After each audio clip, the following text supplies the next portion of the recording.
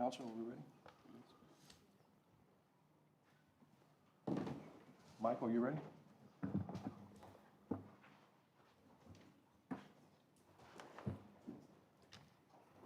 Okay, I call to order this regularly scheduled meeting of the Elgin City Council on this 21st day of September at 6:30 p.m.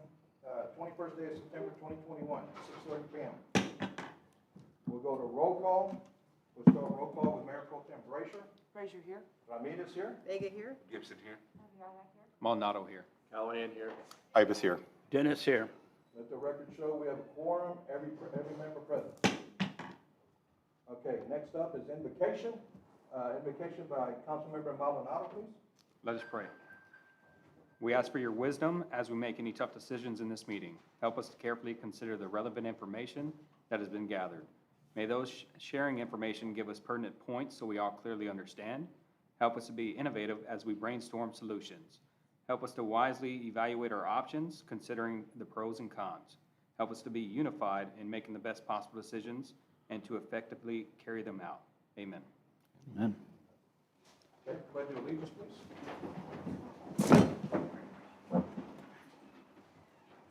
I pledge allegiance to the flag of the United States of America and to the republic for which it stands, one nation, under God, indivisible, with liberty and justice for all. Pledge of allegiance for the Texas flag. Honor the Texas flag.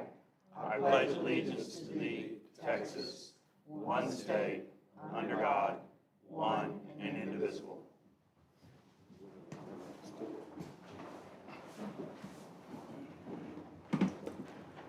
Welcome, everybody. It's good to see a full house like we have here today.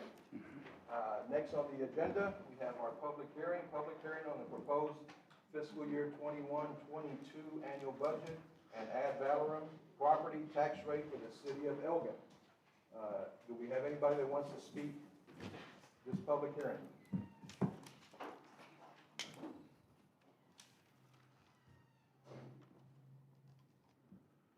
Okay. Next up in the agenda is public comments. Individuals may request to speak on the items on the agenda and items not on the agenda. By requesting to speak during the meeting and under public comment, and will be required to fill out a public comment form. No formal action can be taken by the council on items not posted on the agenda. Items requiring a public hearing will allow a member to, items posted in the public hearing will allow a member of the public an opportunity to speak during the public hearing and does not require submission of a public comment. A public comment form, along with any material, handouts, or information for the council to the city secretary prior to the commencement of the council meeting. Speakers' comments are limited to 3 minutes. All speakers must limit their comments to the specific subject matter noted on the public comments form and refrain from personal attacks or derogatory comments directed at any council member, member of staff, other individual, or group. There you go. Okay, we have a number of public comments, but almost all of them are going to be addressing a specific number on the agenda. We do have one public comment, Mr. Morgan Peavy.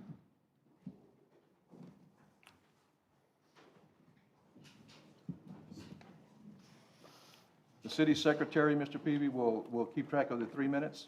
Thank you, Mr. Mayor. Thank you for the opportunity to speak to you this evening. The reason I'm here is regarding building permit requirements within the city of Elgin. Recently, we had a building permit request denied for a number of reasons, which we are addressing in full cooperation with the city, with the exception of one single comment. That comment was not supported by the code from Mr. Harrell, the permit officer, and we requested that code requirement to be provided to us so that we could understand what we were being asked to do. And he told us that we needed to talk to Public Works because it's a Public Works requirement. We spoke with Public Works. Public Works gave us the construction standards, and when I notified Public Works that the requirement was not in the construction standards, they told us to go back to Planning and Development. So we went back to Planning and Development and notified them that Public Works sent us back to them. We were told that they would handle it on their end, and we would be notified of further action to take. We didn't receive any notice. We then contacted the city manager and informed him of the issue that we were having within the Planning and Development and Public Works sectors. We received a reply that he was unmotivated to get into long correspondence with us, and I provided you with a copy of all correspondence regarding this issue that I've had so far. And basically, after that, we took a minute, cooled off, made sure that we weren't getting in over our heads, weren't being too rash about it, and then I forwarded the correspondence to your office. I didn't receive a reply. I then also contacted our council member, Mr. Dennis. I got a reply from him that I should go back to Mr. Mattis, at which point I forwarded Mr. Dennis the correspondence I had already had with Mr. Mattis, notifying him that I already had tried to go through the proper channels, and I was just trying to get a resolution of where in the city code this requirement was at. And so what I would like from the city council is just to be told where the code is, be provided the reference so that we know what the requirements are, or failing that the requirement be removed from our building permit. Thank you. Thank you, Mr. Beaver.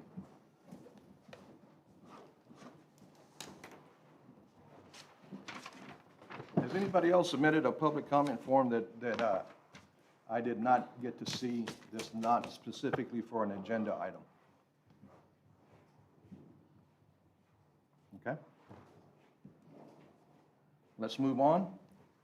City Manager's Report, General Activity Report, and/or Project Update. Thank you, Mayor. I don't have anything very specific on the manager's report tonight, given the size and scope of the agenda. We've got a lot of things to talk about.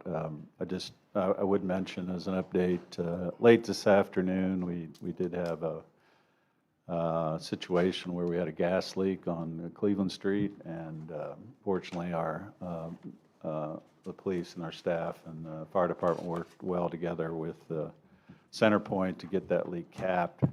Unfortunately, we had to evacuate a number of residents initially from the neighborhood, but I'm here to report that, as I said, the leak is capped, and now everybody's able to go back home, so that situation's been addressed.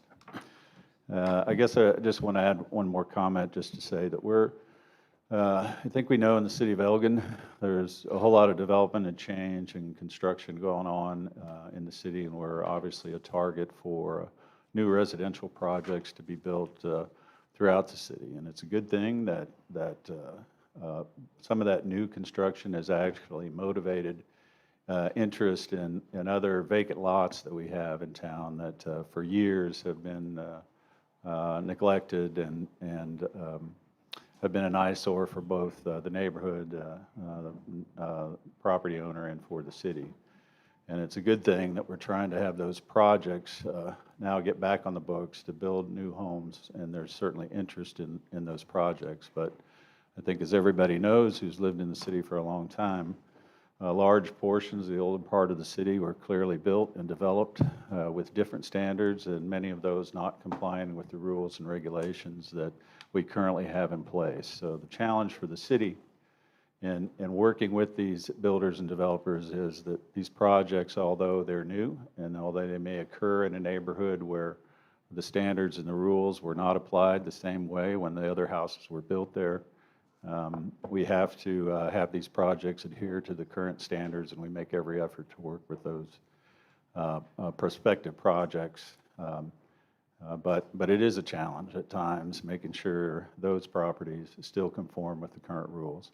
And I can tell you, the response we've gotten from some builders is, well, this neighborhood never had these standards before, so why do we have to adhere to the new standards? And that's obviously a position we can't endorse.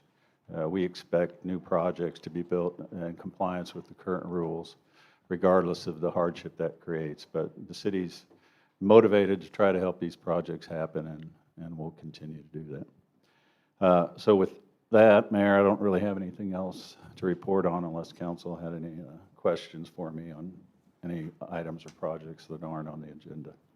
Council comments, questions? We do have a full agenda, and there's a lot of items that we are going to address tonight. If there's no further questions or comments for the city manager, we'll move on.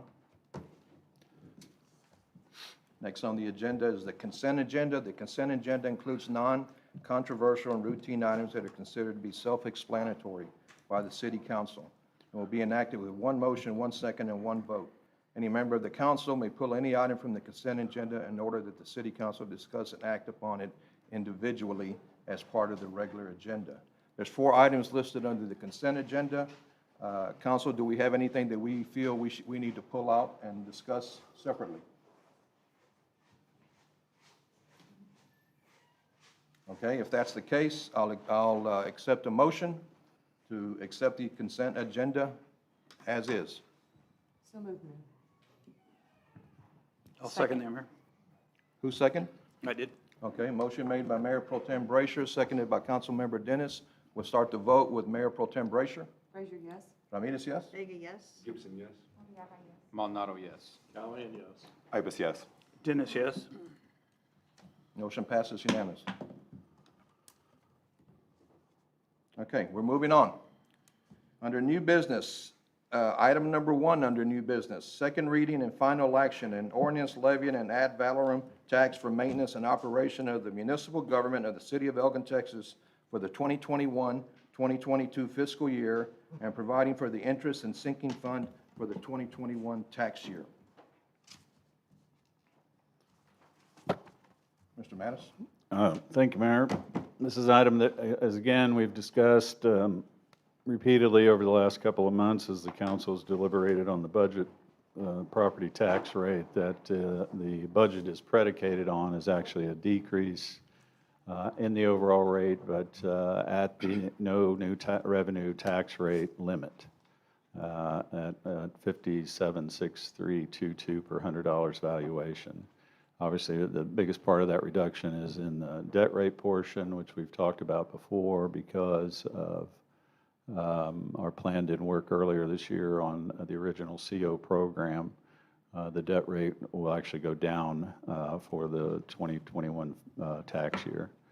I think it's important to note, we talked about this last time, this means that for the City of Elgin property owner, even though our budget and our funds have increased significantly for the coming year, City of Elgin property owners, if their valuation doesn't change from last year to this year, will actually see a reduction in their property taxes. Their city property taxes, I should clarify.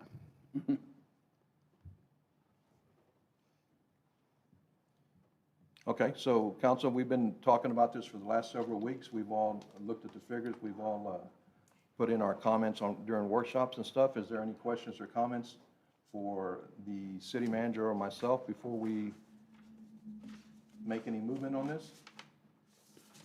The only comment I'd like to make is, we keep on talking about a reduction, but, this is a meeting for the notice on a public hearing on tax increase. So this is a tax increase. Make no mistake, this is not a tax decrease. Okay, would you explain that, Councilmember Ibis? Sure. It's published, it's on the city website. It states notice of public hearing on tax increase. A tax rate of 0.589977 per $100 valuation has been proposed by the governing body of the city of Elgin. And it's a tax increase. Okay, so in your opinion, because it's not at the no new revenue, you're considering it a tax increase? The state of Texas considers a tax increase. I do as well. Okay, any other questions or comments? I'll just say that's not supported by the math. That's just not true. Our tax revenue, overall revenue is increasing. It's not a tax increase to taxpayers. And the math tells that specifically. I guess what it boils down to is the evaluation, as the city manager said, if the evaluation stayed the same, it in fact would not be a tax increase. But no evaluation for any house is going to stay the same. So a city taxpayer may end up paying more, but only because the evaluation goes up. Is that correct? That's correct. I might add that I was on the school board bond council, and in our discussion when we came down to the end, we, set an amount that would not increase taxes, but because of the fact that it was involving the taxes, the ballot has to say, this is a tax increase. although it is not a tax increase. We are not changing the tax amount for the school district through that bond election. And this, you know, it's very similar. The number is different. I mean, it's, what, six pennies less or whatever. Under the law, the way the state defines tax increase is if overall the city's revenue, total revenue this year is greater than last year, they define that as a tax increase. That doesn't mean is that individual property owners, as the mayor has described, will necessarily have a tax increase. In our case, the reason why that is an occurrence is because obviously we added a whole lot of new taxable property on the rolls this last year. So certainly our revenue will increase because we have new homes on the ground. But that does not mean individual property owners who lived here before, who live here now, will necessarily experience a tax increase. Okay. Councilmember Ibis, I appreciate your comments. Councilmember Dennis, anybody else have any questions or comments for myself or for the city manager? Okay. I'll entertain a motion to pass item number 1 is read and discussed. I so move, Mayor. Dennis. Who seconded? Okay. Motion made by Councilmember Dennis, seconded by Councilmember Arriaga to pass item number 1 is read and discussed. We'll start the vote with Councilmember Dennis. Dennis, yes. Frazier, yes. Ramirez, yes. Vega, yes. Gibson, yes. Maldonado, yes. Callahan, yes. Ibis, no. Okay. Motion passes 1 nay.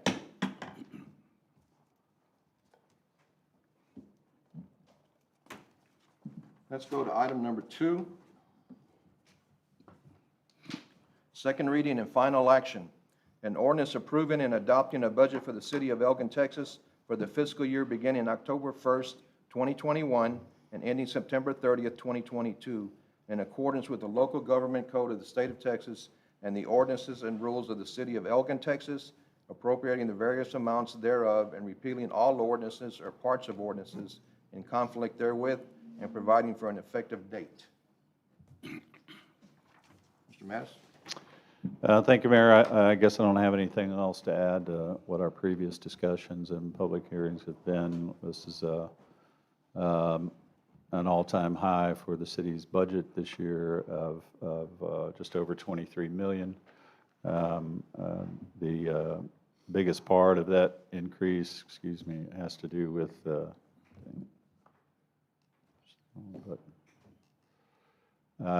do with the fact that we our general fund increased quite a bit, as we've talked about, from development services, where we're actually seeing the growth and development in the city of Elgin reach a point where they'll actually, new development will actually generate revenue that's even more than what we'll generate from our own property taxes. So we continue to benefit financially from the growth and development that's occurring.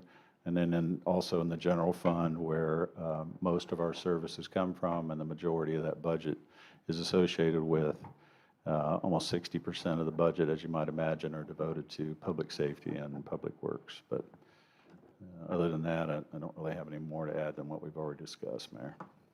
Okay, so this budget, we looked at individually, we looked at in groups, and we looked at it as a group.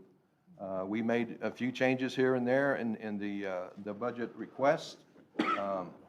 This is, council, the last opportunity you have to make a comment or have a question on this budget. I have a Yes. comment or question. I'm wondering, Tom, if maybe you could just take a couple of minutes to just highlight or brief some of the highlights, especially where it comes to in support of what staff is needing for a growing city, as well as just how this budget possibly provides the necessary tools for a growing city, as well as just benefits directly to staff. Sure, thank you. I'll be glad to do that. In the general fund itself, I mean, one of the challenges for any budget every year is obviously it's a significant amount of money, and it's a decision that focuses on, particularly in our case, the growing demand for services and increased staffing. Obviously, we're in the service business, so the most significant part of our budget is devoted to staff and salaries and benefits. But when you run down the basic cost of maintaining existing staff, supplies, routine expenses, that really represents almost 85% of the budget. So all change, all additions, all new projects really have to be funded out of the last 10 or 15%. Unless we're making dramatic changes in the budget, like cutting out a department or stopping a service, in spite of the large number associated with the revenue, we still have limited ability to make major changes in the budget. As we talked about earlier, this budget is predicated on a tax rate decrease. That's mainly associated with the debt rate of the property tax rate. I also think it's always important to note that out of the property taxes received that every City of Elgin taxpayer pays, the City of Elgin only still receives 22 cents out of every dollar. Less than a quarter of every dollar paid in property taxes comes to the city for all the services that we provide to citizens every day. As I said earlier, our staffing is the biggest part of our expense every year, staffing and equipping them properly. We've, again, continue to see this number grow, and this is an all-time high for the city of Well, as 150 total city positions, 114 of them being full-time positions. But we've also added 15 new positions in this budget, as this list depicts, all indicative of a continuing increased demand for services in virtually every service area that the city provides. We do have a few items in here that are new funding that we haven't been able to do in the past because of the financial prosperity we anticipate in next year's budget. Provides us some room to do some capital projects and debt planning. These projects that we have listed here, shown on the screen, are actually projects that were cut out of our CO issue that we tried to start earlier this year, and we've got more to talk about that later this evening. But we have set aside $300,000 in the budget to help fund those projects as well. In addition to that, we've also been able to set aside $475,000 in our internal services fund, which is where we use to buy all our common equipment, vehicles, do facilities maintenance and management, and IT technology, which obviously spreads to every operation in the system. So again, we're able to fund upgrades all across the boards in all departments, particularly the police department, and street and utility fund for new equipment. And another big item that we have in this year's budget that is a big step up from where we've been before is we were able to put aside, plan for a $500,000 investment in street maintenance and street improvements in the existing part of the community. Obviously, we're having a lot of new roads get built in the developing parts of the community, but in the past, we haven't been able to devote the kind of funds that are necessary to upgrade existing streets, roads, sidewalks, drainage in the existing or the older parts of town. So this year's budget actually has $500,000 set aside for those projects. As a comparison, the city has spent a grand total of $183,000 in the last 3 years combined in street maintenance as we tried to stabilize our budget and our reserve funds. So now this year should be a big year for us in seeing major improvements on streets and sidewalks throughout the town. But that's basically it. I don't know if there's anything else in particular you want me to speak to, Jessica. No, those are good highlights. I think this also includes cost of living increase for staff as well. That's correct. 3% cost of living increase for staff. The council has supported a concentrated effort of the last few years to make our salaries across the board for all our employees very competitive. And now we're able to recruit better, more qualified staff, keep the good staff that we have. And the 3% cost of living increase will help us maintain our competitiveness in the market. Anybody else, council?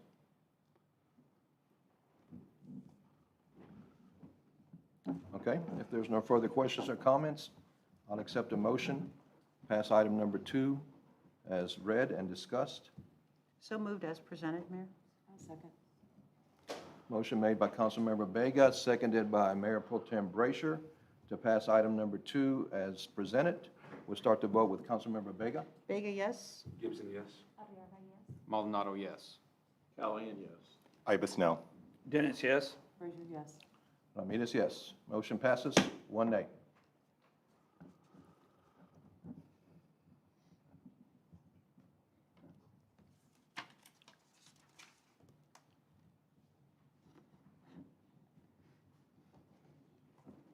Okay, item number 3 under new business.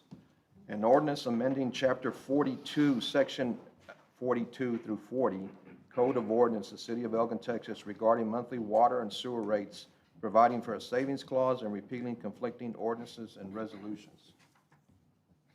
Mr. Mattis? Thank you, Mayor. This item is an associated item connected to the budget we just adopted, which was predicated on an increase in water and sewer rates to fund the annual payments on COs that were issued earlier this year. This is the increase that we've discussed for many, many years associated with primarily the sewer plant expansion and upgrade and other utility projects. The increase will be about right at $8 a month for all customers. Okay, and you've seen the breakdown that we have in the agenda item. Do we have any questions, comments?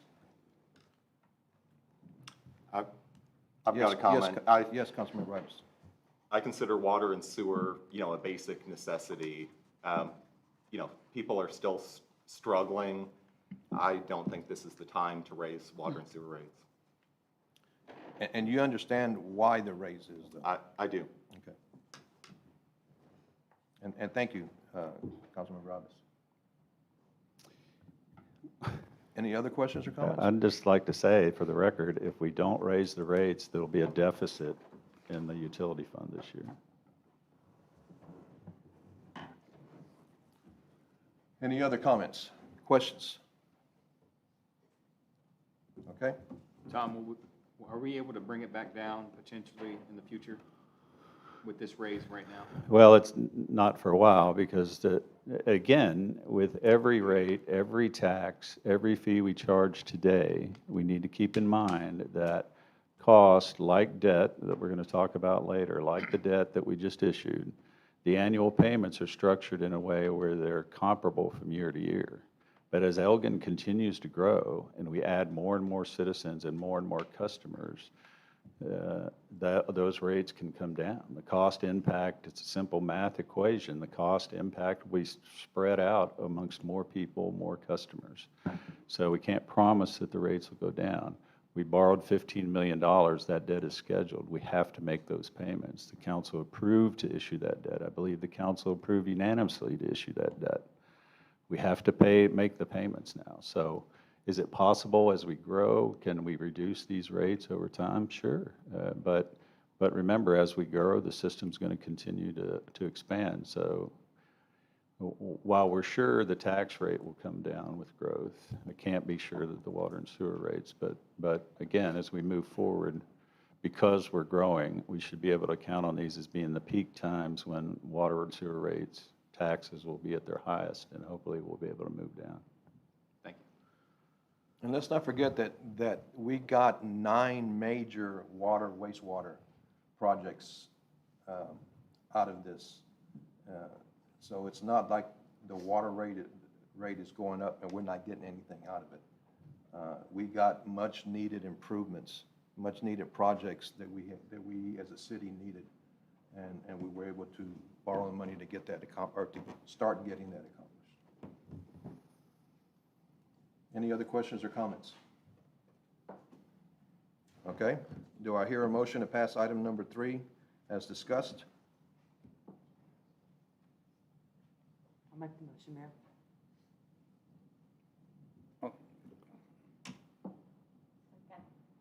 Okay, the motion has been made by Mayor Pro Tem Brasher, seconded by Councilmember Arriaga. We'll start the vote with Mayor Pro Tem Brasher. Frazier, yes. Ramirez, yes. Vega, yes. Gibson, yes. Maldonado, yes. Callahan, no. Ibis, no. Dennis, yes. Okay, motion passes, 2 nays.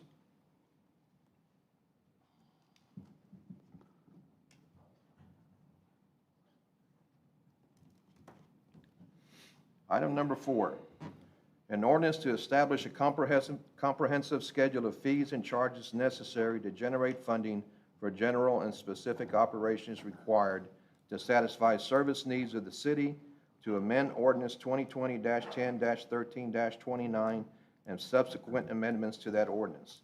Establish categories of fees and charges, revise existing rates, reconfirm existing rates, provide for a savings clause, repeal conflicting ordinances or resolutions, and provide that this ordinance shall become effective as stated herein.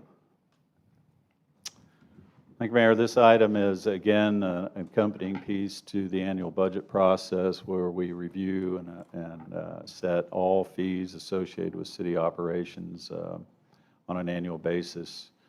The staff has reviewed this schedule of fees and is not recommending any adjustments or increases. We did have some questions and counts from council members and provided additional information, but obviously it's council's prerogative to set the fees however they are. We did talk about and looked at library fees and our pool fees and rec center, and those are all kind of, the truth is they're somewhat arbitrary. Those are operations that no city runs where the revenue generated pays for all the expenses. If you set the rates, obviously for the library, if we set the fines at a level that covered all our expenses, nobody would ever come to the library. So it is a situation where it's unlike development services or utilities where we try to set rates sufficient to cover all our expenses. And then we also had inquiry about court fees, and we've provided information for that as well. But this ordinance as presented includes no fee increases. And I know that several of us did ask questions on some of these fees that we were looking at. And everything that I saw, and I don't know about you council members, and everything I saw, Elgin was very cost comparative to similar cities similar cities our size surrounding us. So there was nothing that I saw that was way out of line. I did have some questions on some, and I know that several of us had questions. But as City Manager Mattis said, we're not requesting increases.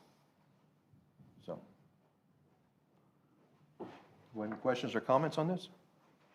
I've got a, Yes, sir. you're saying no fee increases, but, in there it's the water rates and it's the higher that council just considered, correct?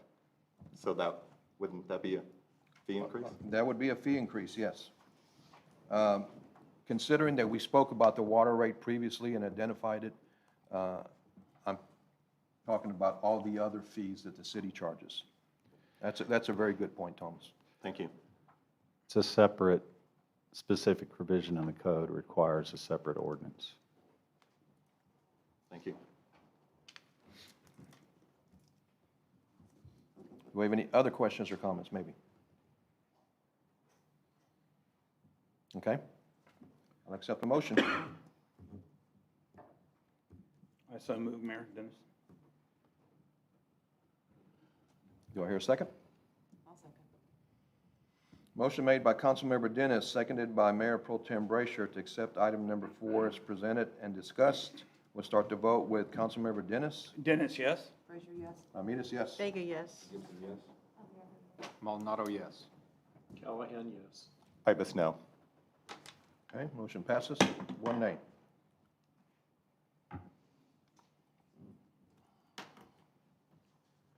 Item number 5 under new business, a resolution of the City of Elgin, Texas, establishing official City of Elgin holidays for the period of October 1st, 2021 through September 30th, 2022, and providing for related matters. Thank you, Mayor. This is the last, item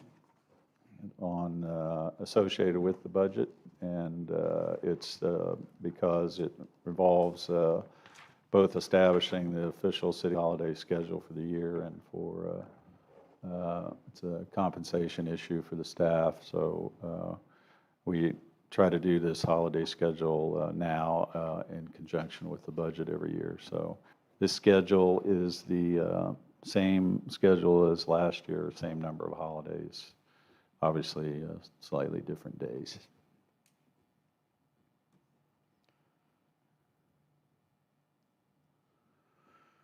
I guess I would add too, we did have some discussion last year about the holidays. The staff had done a review, a comparative analysis of where other local government entities in Bastrop County were, and we sampled from Smithville, Bastrop County, the city of Bastrop, and brought our holidays in line with the overall number of holidays they provide. And last year, we added Juneteenth as an official city holiday for the first time. But we did have some discussion about the fact that previously Veterans Day had been a holiday, but we removed that from the schedule, more in line with what the other communities are doing. But if you recall, when we had this discussion last year, it wasn't until November, where Veterans Day had already passed. So there was a little discussion about that last year, but that's really been the only discussion I can remember previously. And I will say, Council, I am in favor of putting Veterans Day as a city holiday. We would have to take out one of the others, whether it's President's Day or one of the others, but Veterans Day to me is just a major holiday celebrating a lot of men and women who have served for their country, and I'm very surprised that we don't include this, to be honest with you. So we would have to remove one holiday. We can't. Well, wouldn't have to. You could sure add another one for us. We're not going to add another one. We're not going to add another one. But I would say along those lines, the conversation last year was Columbus Day and Texas Independence Day aren't exactly, frankly, I was a little surprised to learn that the other cities do Texas Independence Day, so we added that. But I would suggest if there's going to be a swap, it would be one of those, Columbus Day or Texas Independence Day. Yes, Councilmember Elgin. Take out Columbus Day and add Veterans Day. Right, I like that idea. Mayor, may I make a comment? Tom, I'm wondering if we give staff an option. I'm not sure if I'm comfortable. I'm comfortable with Veterans Day. I'm just not comfortable at saying which one should be removed without consulting with staff. Is there a way for us to do that? Get some sort of consensus? There is, and we tried that last year, and we just really didn't get any conclusive feedback. I mean, one of the ideas we could do an either or. I mean, personally, I think it rather than we can provide a little flexibility on a holiday like that, at least it enables the city to stay open and conduct business that same day, and we can do a limited staff. But I would say it almost is logical. I think Veterans Day is in October, right? I guess I don't know the date exactly. November. So yeah, we could try that, get some feedback. Well, yeah, at the very least, it seems like maybe some guidelines or provide some options rather than being open-ended. I can see where that might be difficult, but I think if we can find a way to provide options, again, to get their input. I mean, they outnumber us to some degree, but I think we can probably have some consensus that we probably agree that Veterans Day could and should be added. And my understanding from the city manager is that staff, and correct me if I'm wrong, but staff has seen this and doesn't have a problem one way or the other if we do add Veterans Day and take away, especially the two that you mentioned, that Columbus Day or what was the other one, Texas Independence Day? You're right.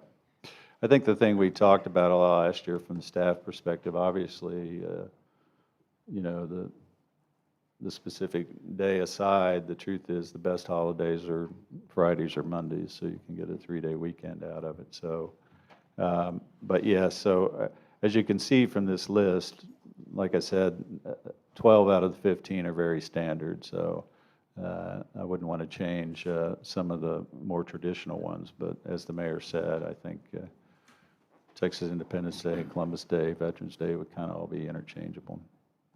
So we could, if you'd like, we can gauge the staff's interest from that perspective. Are we in a time frame problem? No, October 11th. yeah, I think that'll be before our next meeting. I think it's Our next meeting's 12th. Okay, so So, in may I other ask- words, if the next holiday is in, On October 11th. we don't have a meeting until October 12th, so. Well, Can I then we say might this need to about- make a decision then tonight. As long as you're comfortable, Tom, Mayor, it sounds like you are, and picking a holiday that you're going to remove in favor of Veterans Day. Mayor, I did have some staff that, of course, are veterans who really appreciated the fact that they had Veterans Day off and were a little upset that it got taken out. And that was discussion last year as well. We had that discussion. and I can see that, I can see Yeah. their point. Yeah, I guess I'd say I'd agree. If you're so inclined, I'd just make the change and then we'll get feedback, and if we can change it back next year if it's an issue. Anybody else have questions or comments? Yes. I'd just like to say that on the idea of the floating holiday, if it was a holiday that was significant for some and not others, that might work. But I think that when you make something like Veterans Day a floating holiday, where you say, well, then that way the city can remain open, we're going to make commitment to the veterans or we're not. And so if we say, oh, we're going to have a holiday, but we're still going to work, skeleton crew, then we're really not giving time to stop and observe what the veterans have done for us. That's a good point. I would say that is a good point. It's not just about deciding the holidays for the employees, but it is taking a position about what our official days are. So I just suggest we do that. I want to say too, we've tried to accommodate those situations with veterans we've had in the past, but the floating holidays hasn't worked. And the other thing we hear a lot, of course, is we have many of our employees that have children, and if you have children, then obviously the most important holidays are the ones the school's out as well. So again, the three we're talking about aren't exactly traditional school holidays, so that's probably why it's not a big concern. But I'd just suggest we maybe drop Texas Independence Day and put in Veterans Day, and we'll see how the staff reacts to that. My suggestion would be Columbus Day. I see that holiday being less and less important. And every city calls it a different holiday anyway, at this point. That's fine too. Remember, I wasn't born in Texas, so Yeah, and maybe that's that's apparent. not. Mayor, I'd like to make a motion to swap out Veterans Day with Columbus Day for the holiday schedule for 21-22. I'll second that. Okay.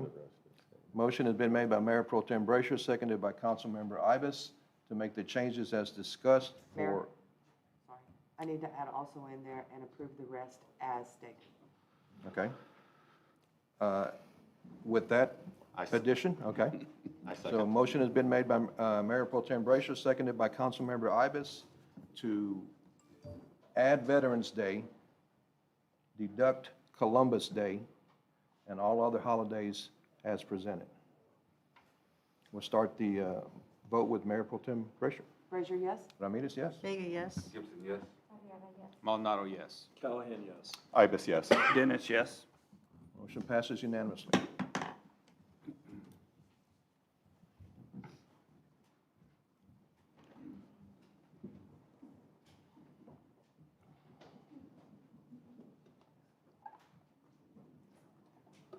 Start his holiday early.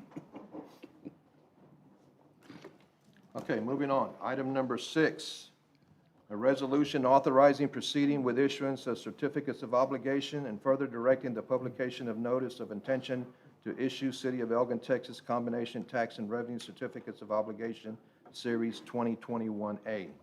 We have 1, 2, 3, 4, 5, 6, 7, 8 people signed up to make public comments. Before the public comments start, we're going to hear a short presentation from the city manager, which may answer some questions, and then all the public comments will be called one at a time.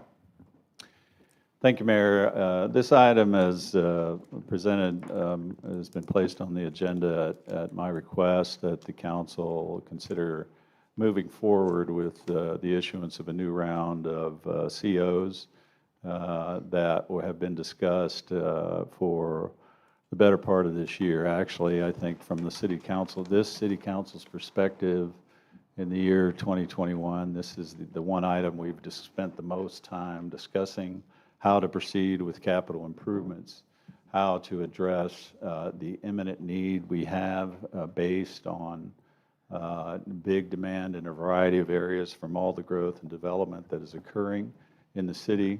We tried to move forward with the appropriate package earlier this year, and the council, the majority of council supported that effort throughout the better part of the year, but unfortunately we were surprised by an alleged petition that would have forced the issue at that time to go to the voters.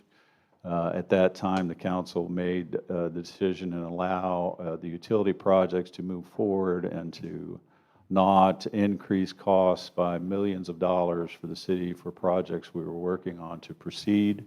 But unfortunately, that change in the program prevented us from moving forward with other really pressing needs. So we can't, in my view, we can't continue to wait any longer for these projects to be funded to move forward. We get further behind on a regular basis. So I want to review some of the issues that I think we need to consider as we make this unusual step to issue 2 different packages of COs within the same calendar year. First off, which is I think most important all to understand, the timing aspect of this issue is that essentially what damage was created by council not being able to move forward the full package under its previously determined schedule is pretty significant, and it's damaged the city in a number of ways as it relates to our ability to address these needs and to move forward. However, the important part I think to understand is that damage has already been done. I think there's been some conversation about possibly waiting until next year, possibly putting this issue on the ballot for the voters to consider in May. But the damage that has befallen the city, the step back we've taken by failing to move forward this year as we planned, has already occurred, and all of these issues won't change in a positive way if we wait for the better part of the next year to pass. First off, and I think most importantly, is this decision, our inability to move forward with the project has definitely impacted city operations and services, but most importantly, I think employee morale. Not in the sense that there's internal problems with the staff, but the fact that in some cases we've left the staff wondering if we're committed to meeting the demands of a growing community, of meeting the demands that are historic right now in Elgin and funding those properly so that we can address those concerns and continue to move forward. Of particular concern is the police station. We have, as council knows, and again, the majority of council was originally committed to remodeling or expanding that police department to address our many concerns there. Since this decision was made about the COs, we've actually seen that facility deteriorate even more. We've had a mold problem down there, which has caused employees to be, frankly, concerned about their health and their working conditions. This is an important issue to understand that's adversely affecting our morale. As the calendar will tell you specifically, obviously, all of these projects, which we should have gotten started on, could have gotten started on immediately, have all been delayed a minimum of 6, if not 8 months, if not a year. We've now missed the opportunity to purchase the property that was next door to City Hall that was for sale. We had an idea about purchasing that property when it was for sale so we could expand city offices. We've since lost that opportunity. Now with the new House Bill 1869, we've actually lost the opportunity to build any new building other than public safety structures that, to use COs that are not voter approved, the city can no longer build new standalone buildings. We've had a lot of conversation about the adverse and confusing impact on our tax rate. As we discussed earlier today, because of the decision not to move forward, we've actually had the tax rate go down. As we're going to talk about here in a minute, our projections actually have turned out to be true and accurate, that had the city proceeded with issuing COs and the full package that we had talked about earlier, our tax rate would have not had to have changed. We would have not have increased, and yet we would have been able to add and fund all these projects. This is frankly the exact approach the school district is taking. They're capitalizing on the opportunity of increased value without having to increase the tax rate and use that money to fund capital improvements. Unfortunately, now we've lost that opportunity. So the tax rate's going to have to go down, even if we issue COs, and then it'll go back up slightly the next year. We have increased bond issuance costs to just go through the exercise of increasing, of doing a second CO. The interest rate on those bonds have increased.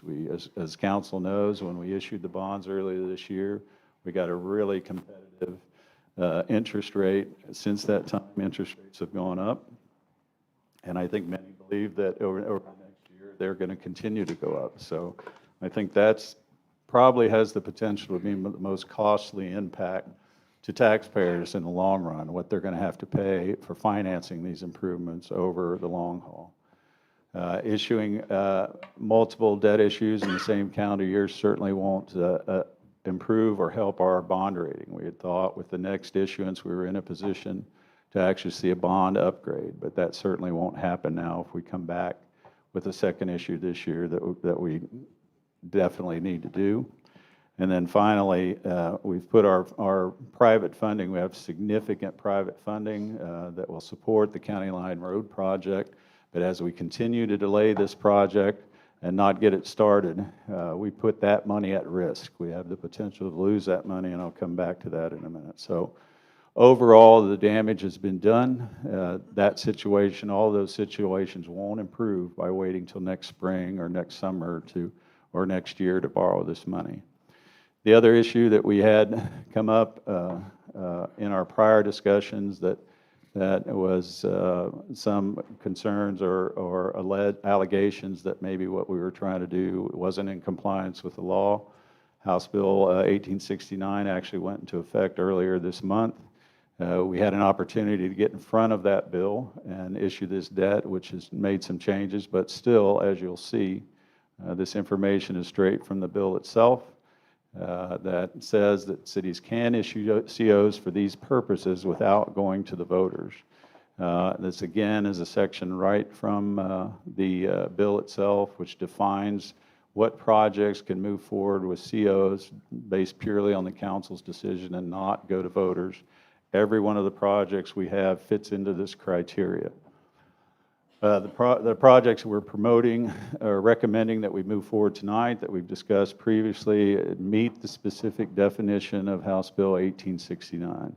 So number one, there's no question that what we're proposing to do is legal.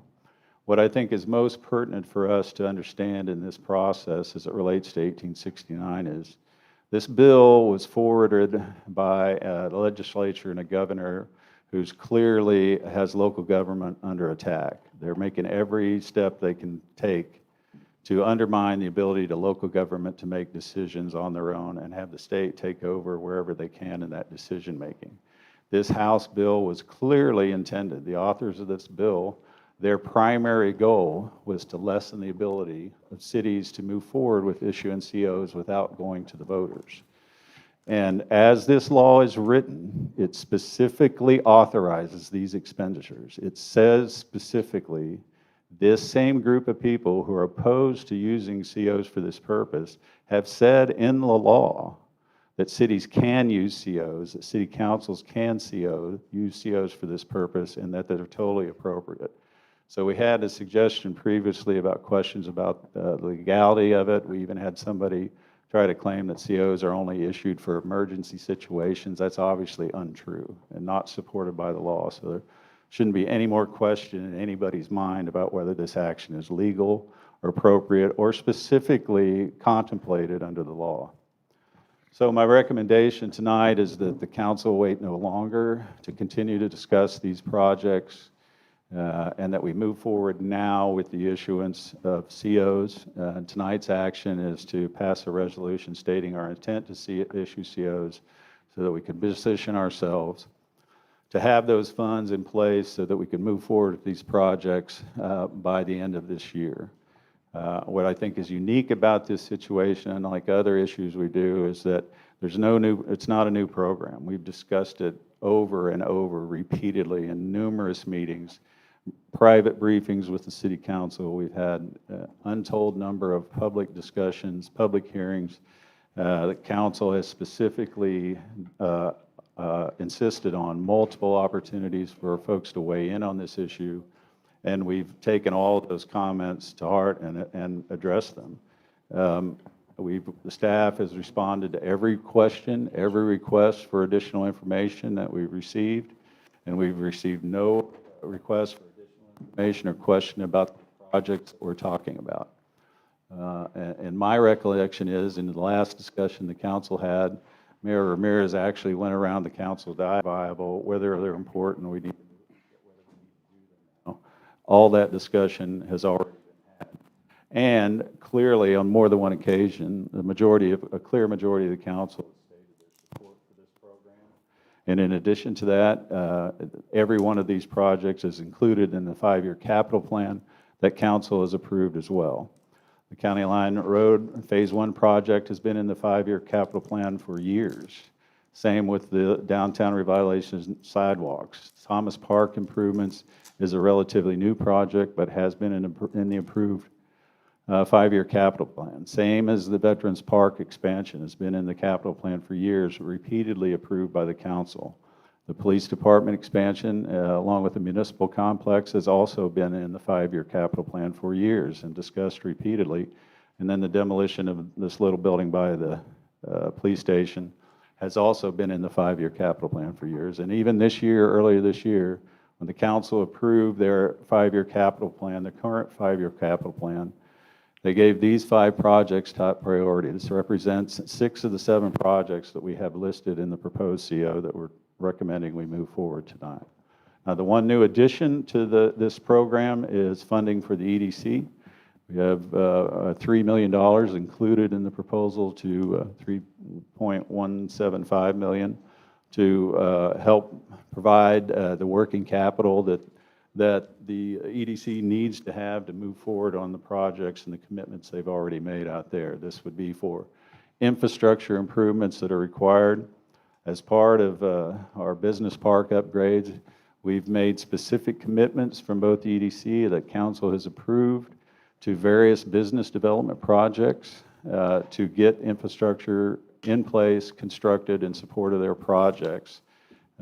Potentially, we've made a binding contractual commitment with those businesses to have those improvements in place. And what's important about this part of the issue is that we're proposing is that all costs associated with the annual payments for it will come out of the EDC portion of the sales tax. We're simply, instead of talking about different debt issues for the EDC and the city, we're combining it in one, but using that revenue source. So this $3 million that we're proposing to fund the EDC with will not have an impact on existing property taxpayers. This map shows the business park. I know council had looked at this recently, and just a little more detail in this section of the map. You can see on the map literally where the pavement ends that we have in place today for the roads. We have got 3 major employers that we've signed development agreements with: Car Lane, Sykes Industries, and Jericho to build new or expanding business projects out there, that EDC does not have the money to build the roads and install the infrastructure that they need to. So again, this is along the same lines, it's the same issue. They have demands, contractual commitments, but don't have the funds. So this is the revised listing of the programs that we're proposing tonight, that we proceed with the resolution or notice of intent to issue $12.5 million in certificates of obligation to fund these projects. As I've gone through, every one of these projects have been previously discussed numerous times, and all the content and information about every one of these projects is included in the 5-year capital plan that's posted on our website. Every presentation we've made at every council meeting on the COs is still posted on the city manager page of the city's website. All of that information is available for anyone to review. Now, what I think is important about this issue as opposed to other traditional big debt issues is that we have an opportunity to move very quickly on every one of these projects and for the citizens to see definitive improvements on the ground within the next 12 months. That's a unique situation typically for public entities. The school district is, when they pass their issue here in November, it's going to take them years to get the new schools built. But this is an opportunity for the city to get out in front of this now, receive these funds that we need prior to the end of the calendar year, and move directly into construction. We're in a position now that we can bid the Phase 1 County Line Road construction project in January. We can start construction as soon as possible thereafter. That means that weather permitting and other conditions work right, we could have the Phase 1 project on County Line Road built by the first quarter of 23, which means we could have that project done and available for use by the school and all our residents out there before the end of the next school year. If we wait until May and assuming the voters approve this issue, we don't get started till July, then frankly, we're into even the following school year. So that means the rest of this school year and the whole next school year, folks will have to deal with the existing conditions out there on County Line Road. The Thomas Park project and the Memorial Park project are ones that are fairly simple. We can have both of those done but in time for next summer. The Veterans Park project can aggressively try to move forward with that and have that under construction by the middle of next year. And then, of course, the business park investment, we believe, will be completed by the end of next year. They're desperate to get those funds together to move forward right away. So that's, again, this is something where we can see our taxpayers and citizens will be able to see those improvements immediately following this action. What I think is very important and crucial as it relates to the funds that we have committed to us from developers for County Line Road is that the law now provides that if a certificate obligation program is put on the ballot and is voted down, then that city that put that issue on the ballot is precluded from borrowing money to fund those same projects for a period of 3 years. So that means if this goes on the ballot next May and the voters vote it down, then we will lose the $5 million that is committed to this project from developers to support the County Line Road project, because our commitment to those developers is to start construction on that road no later than December of '24.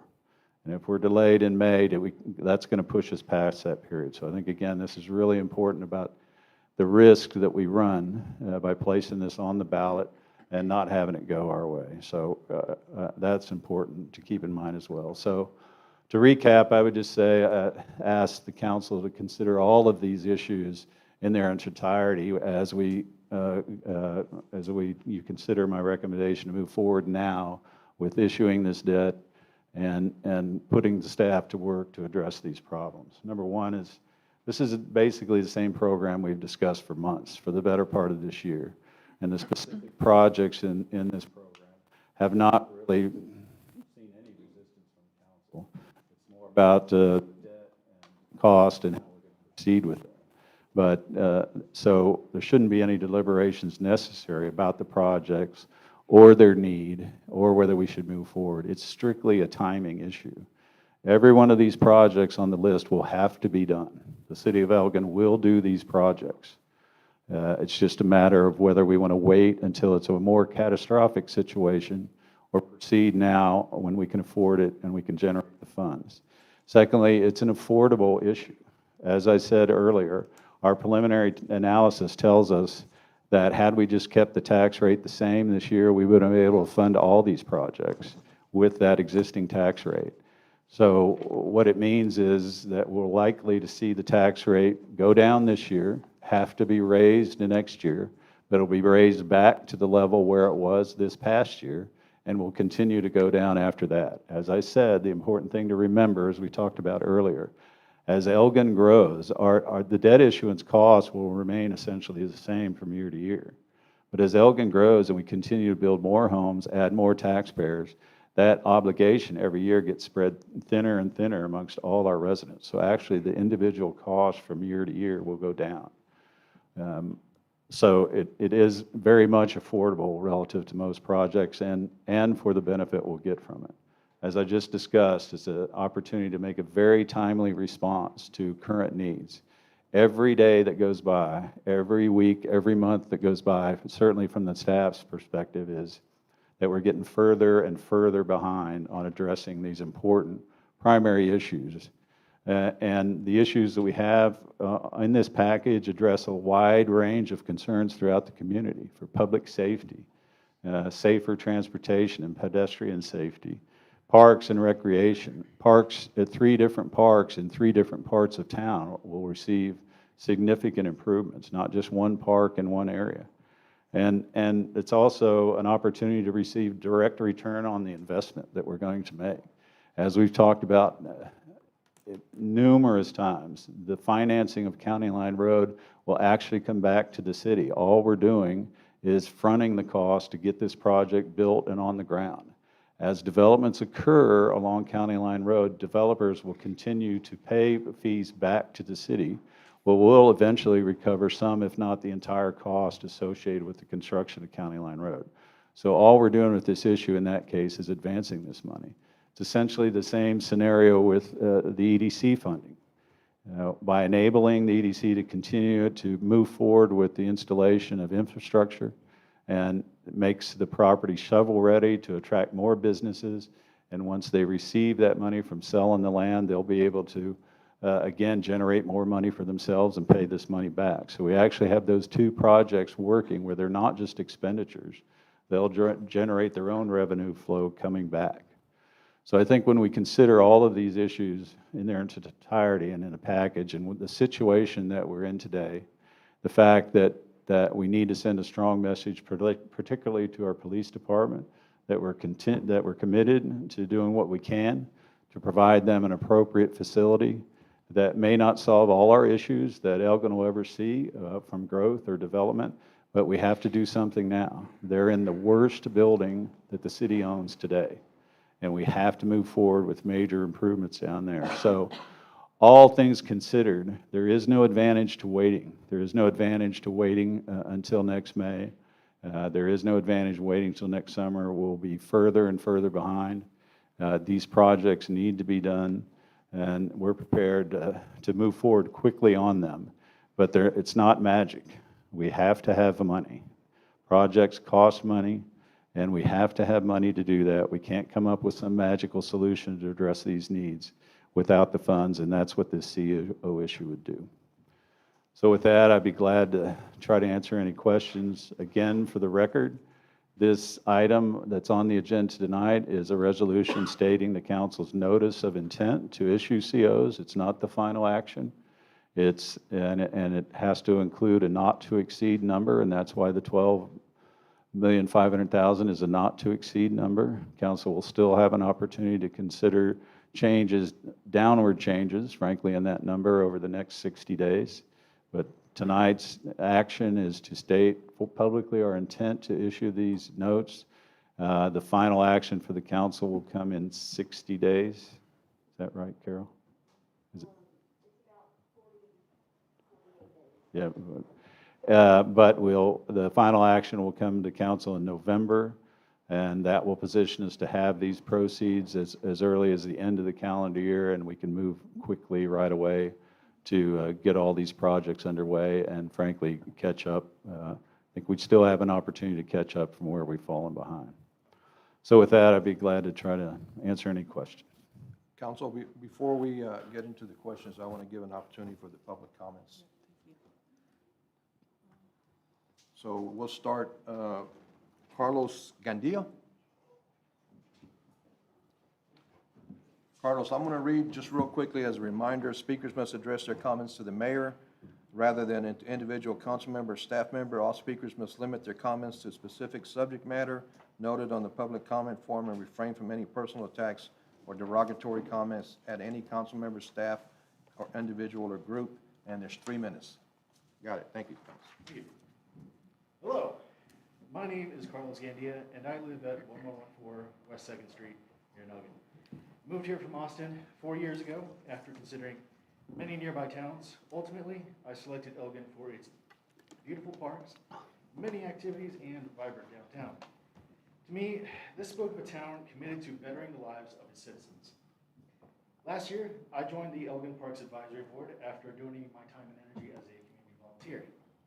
My goal for joining the board was to improve and develop the parks and green spaces in Elgin. Over the last year, I feel we've accomplished this goal through the creation of our parks, recreation, and open space master plan, which you're going to see. Based on feedback from the community, we laid out plans for amenity-filled parks that cater to their specific neighborhoods. One of those parks is the Veterans Memorial Expansion Project that is intended to include a splash pad, dog park, skate park, sensory garden, free Wi-Fi, and other amenities when it's finished. While I understand that funds allocated in this CO do not fully fund this project, it does provide matching funds for future grant applications. It is important to know that grant funds help support projects, but do not fund infrastructure improvements such as restrooms, lighting, or walking tracks. Elgin, as has been said many times, is growing rapidly, putting a strain on our existing resources. Neighborhoods sprouting up to the west and south of town, spreading out our population, and to continue having the small town feel that we all know and love, we need a central space to congregate. In conclusion, I urge you to move forward with CO supporting necessary and time-sensitive park improvements, along with everything else, for the benefit of residents of Elgin, new and old. Thank you. Thank you, Carlos. Stephanie Lipke. Good evening. I didn't think we'd be back here, but we are. When we spoke, Mr. Mayor, I was understanding that we bring this to the voters, and I'm glad 1869 was brought up because Betancourt sat on the Senate floor and used Elgin as an example of why COs are being abused. Texas has the largest amount of CO debt raising than any other state in the nation. And it's time for us to let our voters vote on stuff. The County Line Road, we've heard it's paid for, it's paid for, it's paid for. And I get that. It's not paid for if we take out 20 years of bond debt and pay interest for 20 years on money we're going to realize. If it's going to pay the bond debt down, y'all write that in the resolution, I think there would probably be a lot more support. The police department needs to be fixed. It's been that way for 20 years. As far as parks go, it's lipstick on the pig. We have crumbling infrastructure within Old Elgin, water pipes that are pushing 80 years old. We need to fix the flooding in the alleys. We need to focus on the important infrastructure, and the parks will come after that. I don't support the CO. My group doesn't support the CO. I'd like to see the County Line Road funded how y'all, it was before your day, but in August of 20, they asked the city manager to go out for state infrastructure bank loans, which would be a small time period of interest, less debt for the city, and y'all could start your project now. I'm sure they probably require the shovel-ready plans, but we'll get to that. Thank you.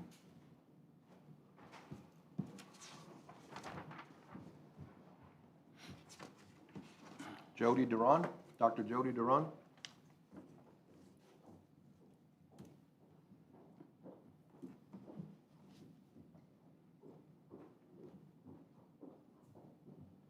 Good evening, Mayor Ramirez, Mr. Mattis, members of the City Council.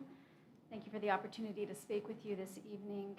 I am the proud superintendent of Elgin ISD. I am here tonight representing our school district, of course, Elgin ISD. I want to take this time to thank you for your service. We recognize that what you do is really a mighty lift for our city, especially during these challenging but very exciting times of growth.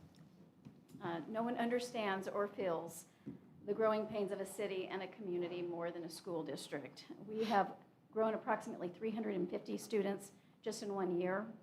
That's about the size, half of an elementary school, just in 1 year. And this trajectory of growth is expected to continue. Our enrollment as of yesterday was just shy of 5,000. It was 4,997, and we will continue to grow. One of our biggest challenges since the start of school, without a doubt, has been traffic on County Line Road.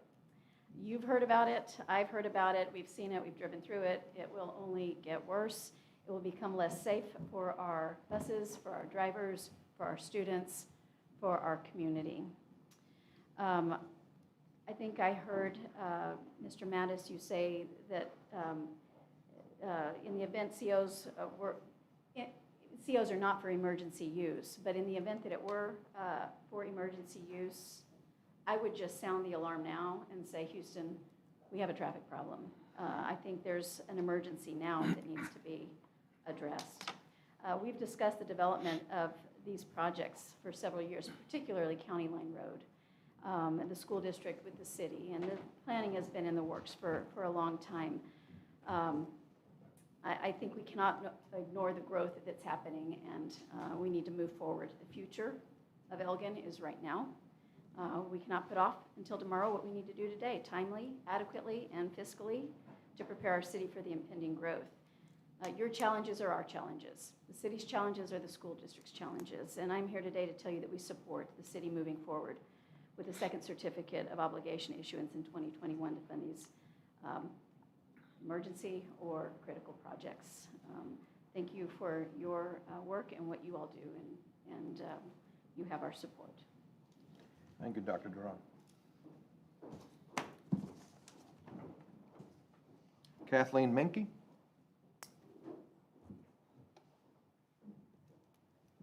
Hi, thank you. Thank you, Mayor. As a mother of 3 young children, I wanted to come and voice my support of passing a CO. Mostly personally, my experience is with parks. I'm a very frequent user of the parks with all the kids. And just yesterday, in fact, I was at Morris, which I know isn't even on the list yet. But I've always loved that one. It's a little older, and I like it, I appreciate it. It's like an old metal one. But yesterday, I don't know if it was over the summer, I was just like, oh wow, we really need improvements. So I saw this was here tonight, and I wanted to just voice my support, and I hope y'all take that into account. One other thing is I'm very excited about a splash pad because right now I have to go to neighboring cities and the whole thing. So that would also be a great improvement. So thank you guys. Thank you, Ms. Menke.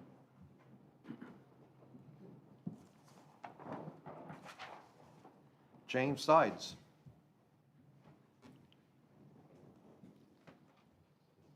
Thank you, Mayor, Councilperson. My name is James Sides. You may or may not have seen my name run across your desk a few times. I've just recently come off the Elgin Parks and Rec Board, where I served for 8+ years, helped develop some of the parks plans that have been in place for a long time.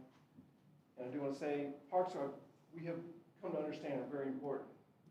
I'm also president of the Elgin Youth Soccer Association. I coach basketball teams, soccer teams. I've even put on events in Elgin Memorial Park. And all of these events, they bring people to Elgin, maybe even keep people in Elgin to utilize the parks. Just mentioned just now, the splash pad. Somebody doesn't have to go somewhere else and spend their money and lose our tax revenue. We can keep people here. That helps us. It also helps mental health, physical fitness. These kids enjoy it. I have four kids here in Elgin, and they're utilizing the parks all the time, enjoying it, whether it's basketball, hanging out in the park, having a lot of fun. And with the growth that we're having, we want the parks to be something that attracts people here. I'm completely support all the other items on the list, but I do want to make sure we understand the importance of the parks for mental health, physical, and bringing people here to Elgin and keeping people who live in Elgin, they're going to spend their money. And we're going to get that tax revenue benefit. And what may not be known is that when I was on the Parks and Rec Board, with these developments, each development and developer has to pay a certain fee per lot if they're not providing an actual park. Many times they try to pass off a flood zone to become an obligation for the city of Elgin, which becomes more of a deficit for us than a benefit. So each one of these lots is paying a fee to Elgin for Parks and Recreation Department. And so we all realize that there's going to be, between 2 years ago and 3 to 5 years from now, more than 5,000 of these lots, and many of them are going to be paying a significant fee, the developer will, and that will easily cover any interest, any obligation they're going to have related to parks and to sidewalks and all these other things. So please consider that very important for mental health, physical activity. Kids love it. My kids love it. I've enjoyed it. Spent a lot of time in every single park. And I would urge you to keep that, consider that as the importance, as a part of the personality of Elgin. Thank you. Thank you, Mr. Science.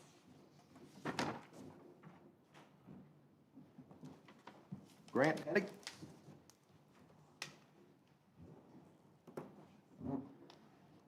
Good evening again. Back, as Ms. Lipke said, dealing with our COs again. I think I was the one that was directed to about emergency use.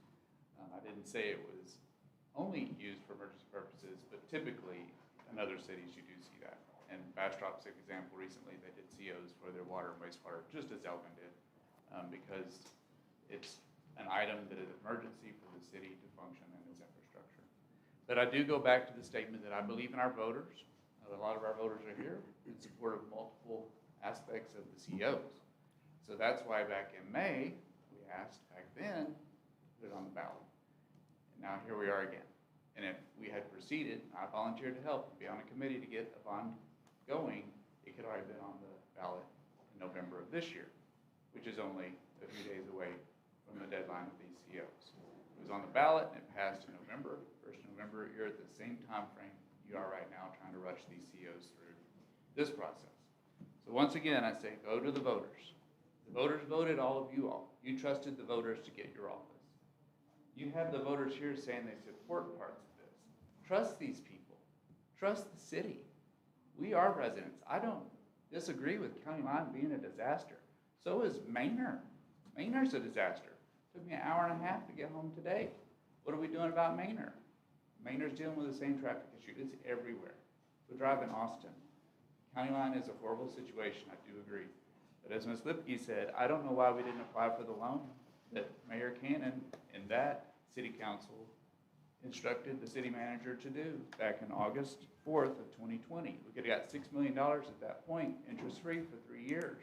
County Line could already be started right now if we'd applied for that $6 million. I don't know why we didn't do that.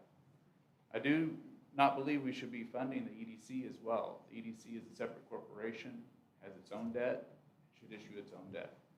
I don't think the city should be funding the Economic Development Corporation. They have their own source of income from selling all the properties that they're selling over there in their development zone.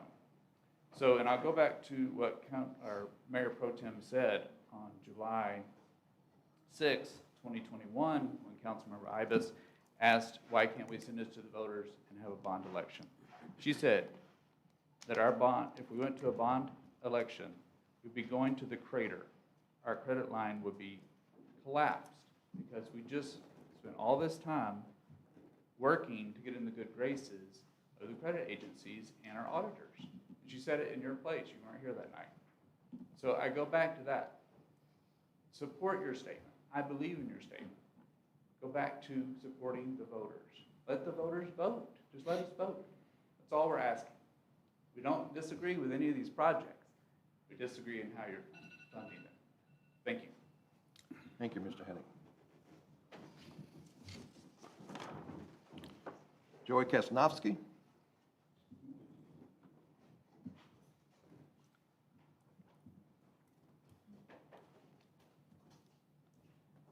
afternoon, or good evening, council, and yes, I'm back. I was here in May.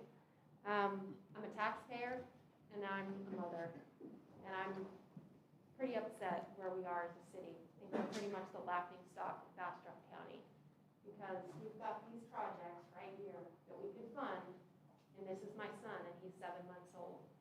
And I want him to have sidewalks as he walks to his school. I want, when he's potty training, that when we're at Thomas Park, because that's the park that we go to, that I don't have to go home, that we can use the restroom there in the park as we're playing. When I come down to the farmer's market or go to Sip Shop and stroll, I would like a splash pad too. I would like a place for my husband and I to hang out, maybe we have a drink because city council waives the open container ordinance on Thursdays, and we have a great park, or we bring our dog to the dog park. These are all things that make this town a viable place. We've got places in the business community. You guys just said that new industries are coming. People don't want to move to a town that doesn't have infrastructure, that is not safe for their children, that does not have sidewalks, that does not have parks and infrastructure. The time is now to do this. And me as a voter, I voted y'all in to make these decisions. I wholeheartedly trust your decision and also those of the staff who are sitting here in the audience to put these projects forth. So I really urge you to please vote for this infrastructure.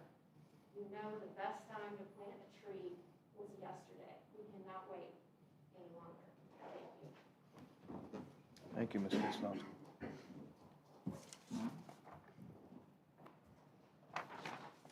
Okay, those were everyone that signed up to speak on item number 6. Thank you all for coming and speaking. Let me start this discussion, council. Let me start this discussion with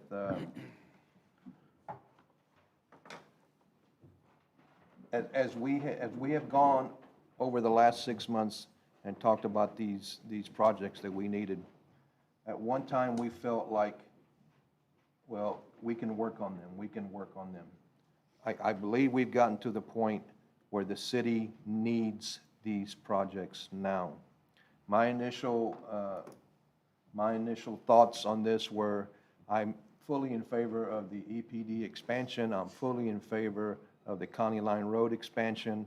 I'm fully in favor of doing the legwork needed for the EDC, as long as the EDC does their part. The parks, I'm very much in favor of the parks, but at the time, my initial thoughts were that maybe the parks can wait till next year.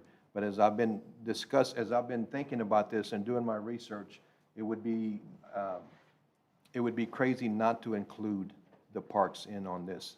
It would be crazy to have just one item next year to look at. So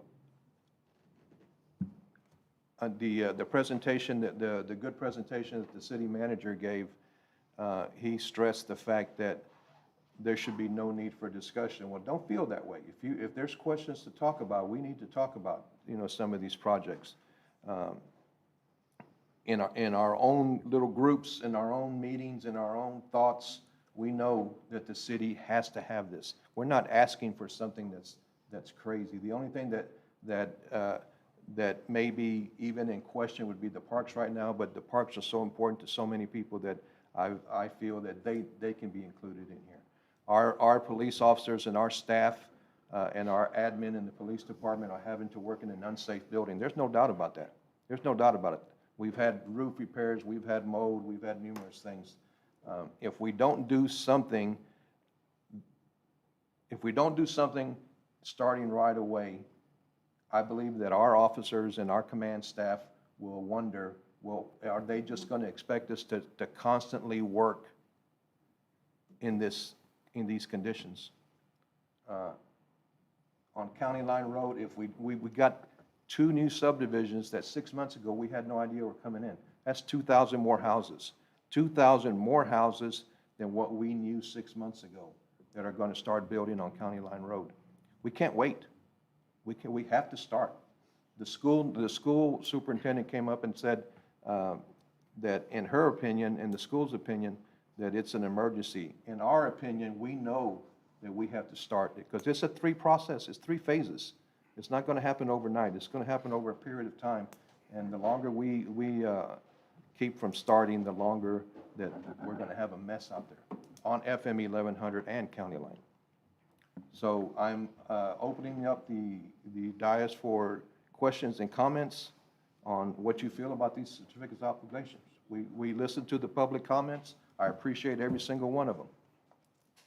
Yes, Councilmember Callahan.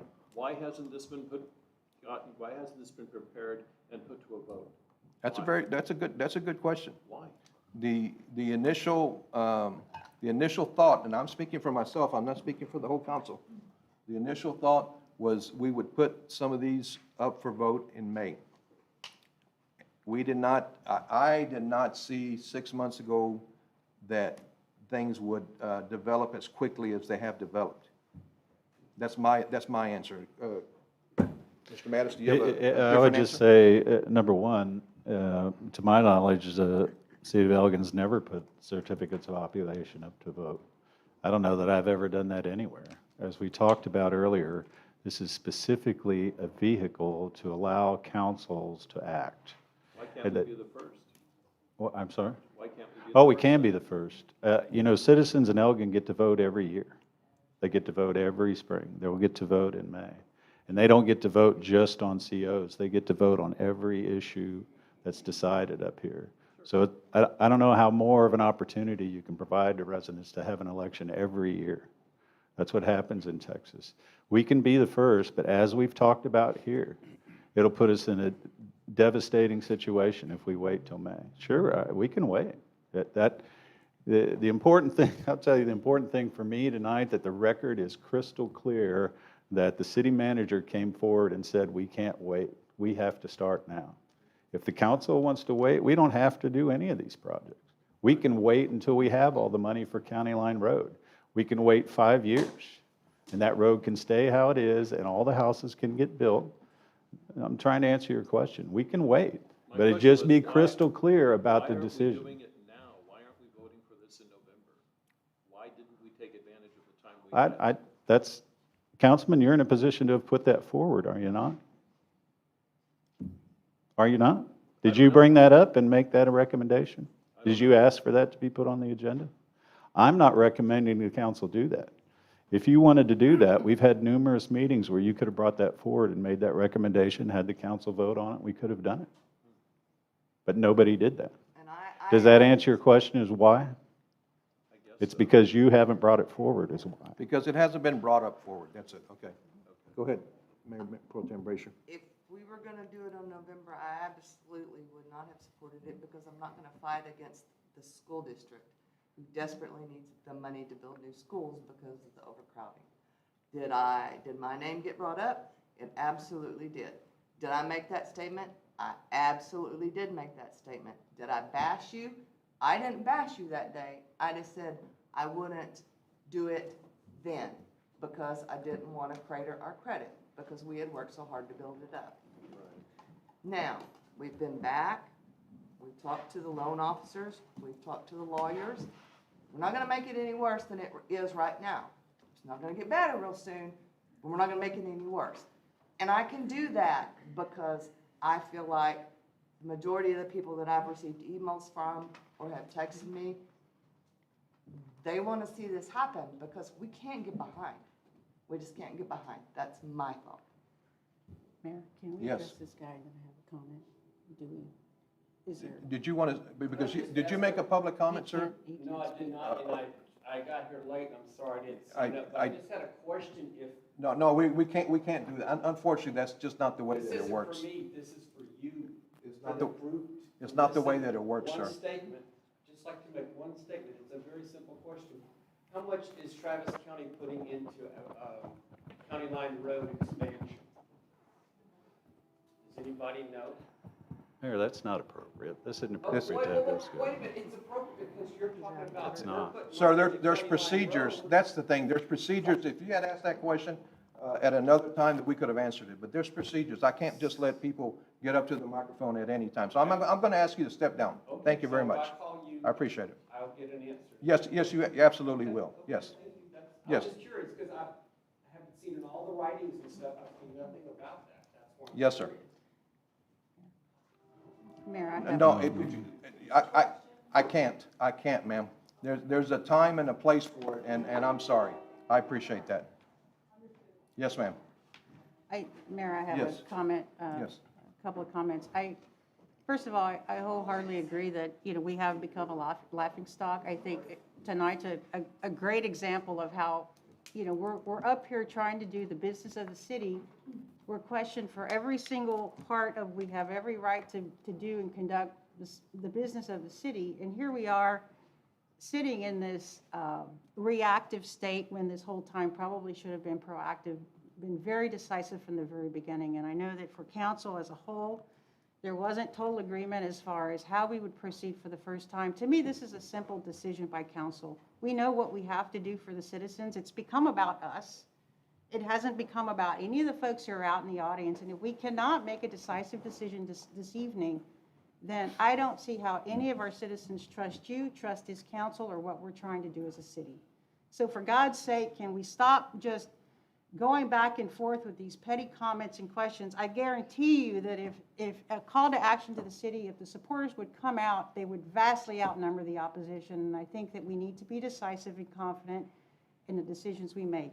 This is basic, standard baseline compared to everything else that we have that's coming to us in the city. If we can't make decisions about these, then what are we up here for? And what are we going to make decisions about in the future? There is no confidence in a level of partnership with us or any of that. So if we cannot take a stand this evening, then we are not even worth being up here. And I'd appreciate it if leadership would speak up at times and help be very decisive as a council, regardless of any kind of noise that is by now very loud. I'm not even sure what to understand from the reasoning. What is the purpose of the fact that we keep delaying and prolonging decisions that need to be made tonight? I agree with everyone else, as we've said from the very beginning, we cannot wait. And so I'd appreciate it if others on council can speak on their behalf as well, because we need to come to some consensus. We need the citizens to understand that we are a body that can make decisions and can make the right decisions for the good of the city. Otherwise, again, what are we doing? So if I could entertain the next person to speak, please. Thank you, Councilmember Vega, for your comments. Given that option right there, do we have anybody else that wants to make a comment on this? I have, Councilmember Vega has, Councilmember Callahan has, Councilmember Brasher has. Anybody else want to say? Councilmember Ribas? Yes, just, this building that we're sitting in, the library, council chambers, wasn't this brought to a vote? That predates me. The library was, yes. I think so. So I think, this is a great building, this is a great council chamber. I think that should be the procedure to go forward to trusting the voters. I think these projects need to be done, but I think it needs to go to the voters. Thank you. Thank you, Councilmember Ribas. Anybody else? I would say that I think that the time is right. I think that the law is in our order, is in our favor, according to what was passed in the House of Representatives, supported by the Senate, and signed by the governor and enacted in September. And so we have seen to it that everything that we're presenting here is within the legal bounds of the House bill. And so, to delay doing this any further, I mean, it's like Mr. Madden said, in April, the citizens voted for this because they elected us. And so, you know, we don't go back to them every time. If we're going to do a capital campaign like we do for a building that's as nice as this, that's a whole different bond election. But this was not funded by a CO, if I'm not mistaken. So I say the time is right to move, and we can get this going by the end of the year. That'd be a good thing. Thank you, Councilmember Dennis. I agree. We're at a point where these projects can no longer wait. I think we should do it now. Okay. Councilmember Gibson, Councilmember Maldonado, anybody else? I agree. We need to move forward and work together as a council and do what we were elected to do and make these decisions and make them now. Okay. I also agree. The time to act is now. We can't fall any further behind. Okay, the fact of the matter, we as a council, that's what we're up here for, basically. We're here to make sure that we take care of the needs of the city. And we have decided that these are needs of the city. It's very obvious, but we've decided these are obvious needs of the city and emergent needs of the city. So I agree with that premise right there. Anybody else have, remember, tonight is not like the final vote or anything. We're going to go on the premise that we're going to do is it 12.5? 12.5, yes, sir. But But Mayor, we're going to present these COs not to exceed 12.50. Yes. so good, having said that, I think you and I have talked about this and agree that, but given where we've been, I would strongly urge the council to be committed to this project. If you're voting yes tonight, let's not go through the same exercise we did before. Let's stay committed. The message needs to be sent to the staff and needs to be strong. And I guess one other thing I wanted to add, just real quickly, circling back to some of Jessica's comments, that I think some of the discussion I've heard tonight is almost implied like this is one big final step we're going to make. This is an unending process. Every bond issue we do in the next few years is going to be bigger than the last. The 5-year plan we have now has $55 million worth of projects identified and approved by the council with no funding. So I don't want to water on the parade here if we're going to get this approved tonight, but we can't think we're done. This is only the first step. We have a huge amount of needs out there in the future that we're going to continue to have to address. So this is one step that will keep us busy for the next couple of years, but we can't imply that this is somehow a final step that we won't be back here at the same table in a couple of years talking about new projects. Okay, any further discussion? I'll entertain a motion to pass item number 6 as presented and discussed. I move as presented. Second. Motion has been made by Councilmember Vega, seconded by Mayor Pro Tem Brasher to approve item number 6 under new business as presented and discussed. We'll start the voting with Councilmember Vega. Vega, yes. Gibson, yes. Maldonado, yes. Callahan, no. Ibis, no. Dennis, yes? Frazier, yes. Ramirez, yes. Motion passes 2 nays.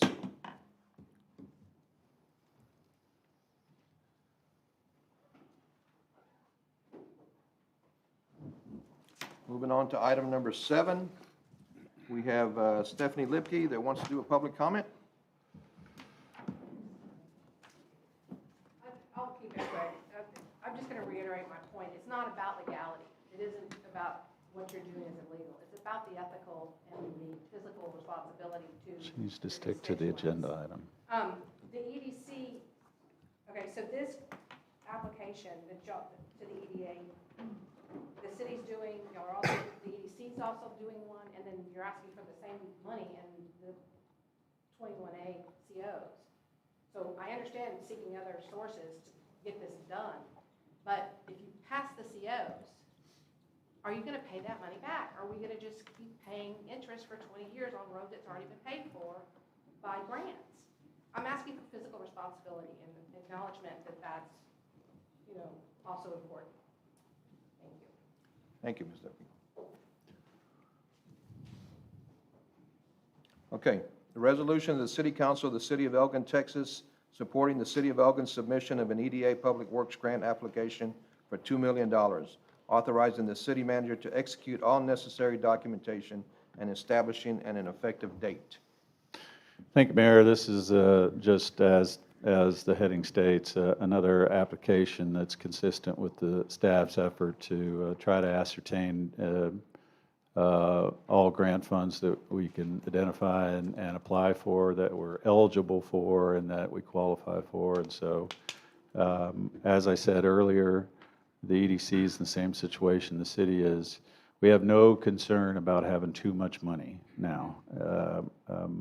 Even with this CO issue, we've still got a long way to go to fund all the projects we need. So I don't think there's anything particularly unique about this, Owen, other than we're just trying to get a grant for infrastructure where we can. Yeah, we did actually bring this to you guys last October 13th meeting in 2020. We were waiting on the dollars to come out from the new administration, and they came out in July of this year. So right now, we did a lot of research, but we were waiting to, take a step back. Back in October, we asked if he would do it for $1 million. We want to do it for $2 million now is what we want to apply for. So we've done a lot of research over the last few months, and we actually went out for RFQs to pick an administration organization and an engineering firm to help us out with this application. And we actually hope to have that on your agenda in October. So we're going to move forward on that and review those over the next week or two. So we're ready to apply. Hopefully we can get the grants. We're not relying on it. It may not happen. It may happen. We hope it does. So it's just asking you guys to now apply for $2 million rather than $1 million. Oh, and go over real quickly what the grant work would accomplish. Sure. What we would be looking at is the extension of Roy Rivers Road down to the railroad tracks on Lydic Road. We will be looking at improving the railroad crossing there. I would definitely have to come up to grade with lights and barriers and so on. That's probably about $1 million just for the railroad crossing. We would be looking at interior roads into the business park, which will open up more property that we can sell and hopefully get those moving forward. So we will be improving from here down to here. The railroad crossing, this road's in here, and then the detention area here, which is the regional detention pond. And that's what we will be working the dollars for. Now, these dollars wouldn't pay for everything. It would be just partly paid for these dollars. Well, a very rough estimate is to do all that would be over $5 million. Yes. So you're getting $3 million through the CO, and then hopefully if we get $2 million, this $2 million grant, then we'll be in pretty good shape to do the basic infrastructure, but still wouldn't allow us to do anything else. So we need at least $5 million to do this plan. Have we applied for this grant previously or no? No. This is the grant that the new administration came out with. Council, do you have any questions or comments for Owen? Is Bo helping us with this grant? Yes, Bo did a lot of the research for us, and his company will probably be applying as the engineering firm. We have three applications, right? Engineering, and 3 for administration. You know we don't do anything without Bo. That's true. He checks off everything. Any other questions or comments? Thank you, Owen. Council, I'll entertain a motion to pass item number 7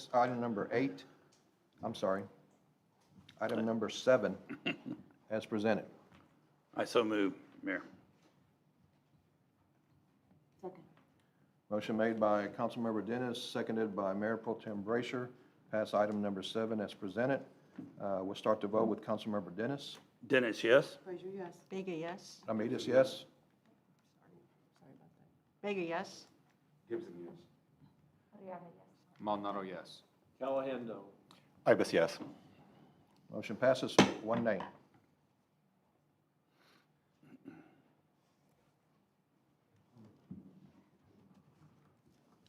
Item number 8, we have two that have signed up to speak for item number 8.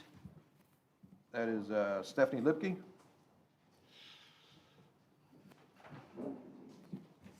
I just have a quick objection to this, because this land was bought with the EDC and the TIRZ, and repurposing commercial land for multifamily units is against what y'all started it for. And it doesn't bring the businesses that we need. It's piling more people in without business infrastructure to support them. And I'm not talking about the businesses that y'all are building around and that the EDC is contracted with. That's awesome. Very happy to see that movement forward. But that area could be great opportunity for box stores and other types of businesses. And we should be looking to support the growth we already have and are going to be experiencing, not adding more to it. Thank you. Mr. Hennig?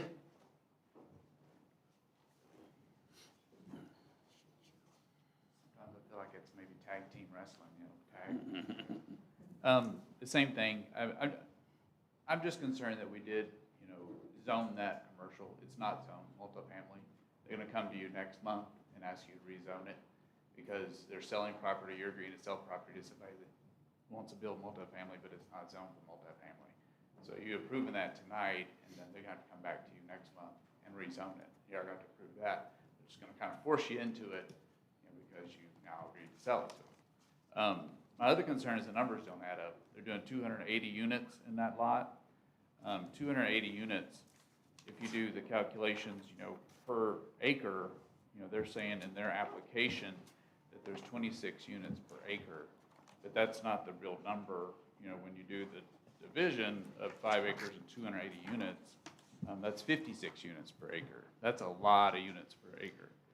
And then the city also has a multi-use overall plan that this company has used and proposed to the Planning Commission. And y'all state as a city in multi-use zoning that it should be 12 units per acre. So the city wants 12. They're telling them in the application it's going to be, the 26, but it's really going to be 56 if you do the math, if my math works. 280 units on 5 acres is 56 units an acre. So that's my concern. That's going to be very, very dense. An apartment complex, probably 3 stories tall, right behind Saratoga neighborhood, in the middle of the commercial zone. I mean, it's kind of odd. So that's why I'm against it. It is a good price per acre. I mean, you're getting $175,000 an acre. That's pretty dang good. Considering Jericho got the same acreage for $43,000 an acre. So big jump from the last agreement that the EDC negotiated. So that's my input. Thank you, Mr. Hennig. So item number 8 is a resolution by the City Council of the City of Elgin, Texas, approving a real estate contract between the City of Elgin Economic Development Corporation and Paravel Capital LLC, and authorizing the mayor to approve the contract. Mr. Manis? This is Owens. I'm going to let Owen speak to it. It's just another standard development agreement. Oh, yeah, the map. Yep. All right. So actually what they're purchasing is this 5-acre lot here from the EDC, and we're also purchasing this lot from a private developer that we sold 2 or 3 years ago. So it's going to be used as an assisted living facility. That assisted living facility did not actually happen. So we're actually going to have an 11-acre site with 26 units per acre, which comes up to about 280 units. So it's basically not going to be. Yeah, I watched Ted Lasso. My battery went out. Sorry. I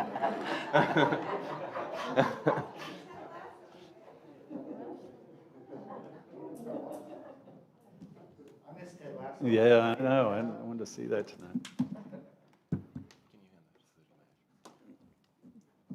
My battery. Continue, Owen, as best you can. We're going to have the 11 acres is going to be the whole thing. We're selling the 5 acres. So we are looking at 280 units. They'll have ground floor entrances. They'll have access to a garage. You can just remember the map itself. We don't envision retail coming that far south on Moy Rivers. We have Seton Hospital at the crossroads of Lee Gilly and Moy Rivers. That's where we expect retail to kind of end. It's not going to go much further down. It's a good buffer between that has 15 acres for future medical use, and then we'll have the multifamily, and then we'll go into the business park. So it's a nice transition between that.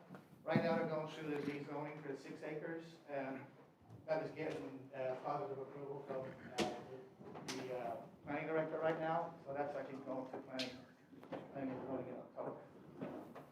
Well, we're looking at $876,427.20 for purchase of 5 acres. And I think that, we have our superintendent here, I think she'll agree that we definitely need multifamily in this community. When I came here 6 years ago, 5.5 years ago, there was no apartments at all. And it's still very, very difficult to get an apartment in town. So I think it's needed by our young professionals coming in, single families, young families, our new teachers that are coming in, our new administration that are coming in. So everybody will really utilize that. And it's definitely a need for it. So if there's any questions, It won't work. My iPad won't work. My iPad's dead. Oh, you can't put it on? You can't put it up from your end? Oh, well, we didn't, We don't need it, that's all right. we're done with the Yeah. maps anyway, so. Why do you envision retail not going in that area? it's no one's gonna drive that far down. They're gonna go around that intersection of Roy Rivers and Lee Gildy. As we move forward, we're looking at probably, we have Seaton there, and there's 15 acres that they have to keep for future medical use. So we're gonna see offices in that area. And then as you move forward, we're gonna go into the business park.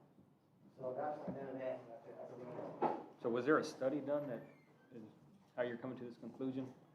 Well, it's 20 years in this business, a master's degree in planning. It's something that we understand and just envision that type of thing. I talked to the planning director, he agrees with me on this, and that's why we're moving forward in this direction. Thank you. This has been reviewed and recommended by the EDC board, Yes, right? that's right. It has all been reviewed by the EDC back in September 14th. last week. And I would say, Skylar, I had some of the same questions, why would we put apartments in the middle of this thing? And we have retail and potential restaurants in the front end. And as we move back, it's gonna be more service-type businesses. And then Seaton sits in there, and if we can get Seaton to do what they've committed to do, then we've got a hospital unit in there. And for me, having multifamily close to a hospital is a win-win. And then beyond that is warehouse area and all. So I was concerned that these were gonna drop right in the middle of warehouse district, and they're not. They're gonna be in that transitional area. And we have covenants on the business park, so they have to do certain things to buffer between the uses also. That's what the EDC felt comfortable moving forward with it. Thank you. Oh, and you said there's 11 acres, but only 5 is gonna be used for this, what about the remaining? Well, no, all the 11 will be used for, we're selling 5, and the other 6 is from another private developer. And we actually sold land to that was gonna put in an assisted living facility, but unfortunately that did not happen because COVID came right when we were doing that deal.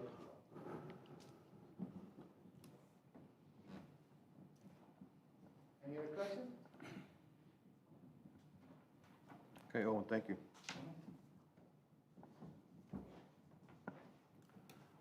Is there any other comments on item number 8 before we call for a motion? I just Yes, have a comment. We're talking about the COs, for the roads in that economic development area. It just seems like we're putting a lot of money in that area. It just doesn't seem like the type of business that's going to create a lot of economic development, like the return on the city's investment. And when you say the type of business, what exactly are you talking about? Well, I'm talking about, some of the other, like Yuriko and, some of the other businesses. We're not talking about, Apple going in there or Tesla or Samsung. We're talking about multifamily. To me, that would be a great return on investment. I know, every city can't get those projects, but, I think we could hopefully get something better than just, multifamily. Yeah, and I think we have 4 different manufacturing coming that's going to bring, 65, 35, 69, 39 jobs, all in that same area. Right. But, Owen, correct me, this group is not asking for incentives like some of the businesses and manufacturing that we have coming in. They're paying with the market rate that we were asking for the property. They didn't try to negotiate that. The road and sewer is already there, so we didn't have to supply that. But I think it's a great asset to have right by our business park and by our, potential hospital and medical growth there. Because people that can work in the park there, they can actually live pretty close to work, which saves them, travel expenses, car, petrol, all that good stuff. So it's a really, that whole area, which was not planned for, it just kind of happened where it's all walkable there. People can walk to Walmart, they can walk to H-E-B, they can walk to Southside, they can walk to the restaurants that are there, the new Whataburger. You can work there with our business park, you can live there, you can get medical help there. So it's a whole walkable community. So having a multifamily as part of it, it's just another asset that we have. I mean, not everybody can afford a house. Someone coming into town and, working in one of these businesses, hopefully can, start off in an apartment, then eventually get a house and start up a farm or somewhere like that. So it's just another tool in our box that we can say to folks, hey, yes, we have multifamily available, and we can let folks know that it's here. Sure, the school district is happy that we're getting multifamily coming in, so. Do we know what their price point is for an apartment? I don't, no, I can find that out for you. Well, because another thing I'm thinking of too is some of the apartments like in Austin, for example, it'd be the same price for, buying a house and paying that monthly. Yeah. So, Well, I can get the price rate, I'm sure they have those numbers put together. Right now, they're probably just looking at like big picture of what they think the market rate is, but I can get that for you. And it's important to remember that other surrounding cities have multifamily.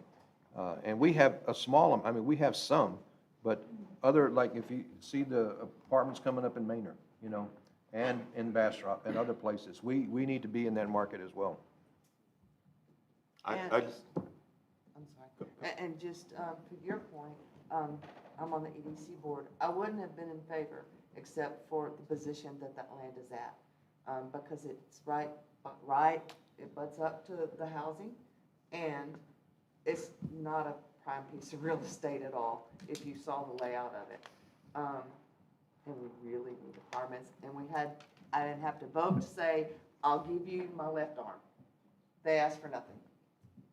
so I was going to say, in your opinion, and I want to ask Owens if I can, so in your opinion, you don't think that would be a good piece of land that we could have, some sort of corporation, that, or business, that would provide sales tax, things of that nature?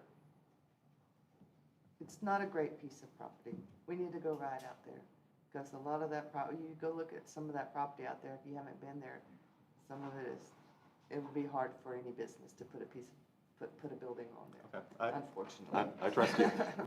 I was going to say, if, same, question to you, do you think that land, could, I know we've got this contract, but do you think it could have been sold, to something that, would generate sales tax revenue? Or Sales tax revenue, no, because that would be from our retail.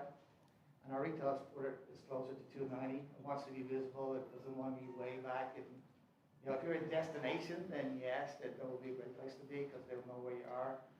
But if you're just a regular, like a Whataburger or whatever, you want to be on the highway. You want to have that visibility if you generate the sales tax.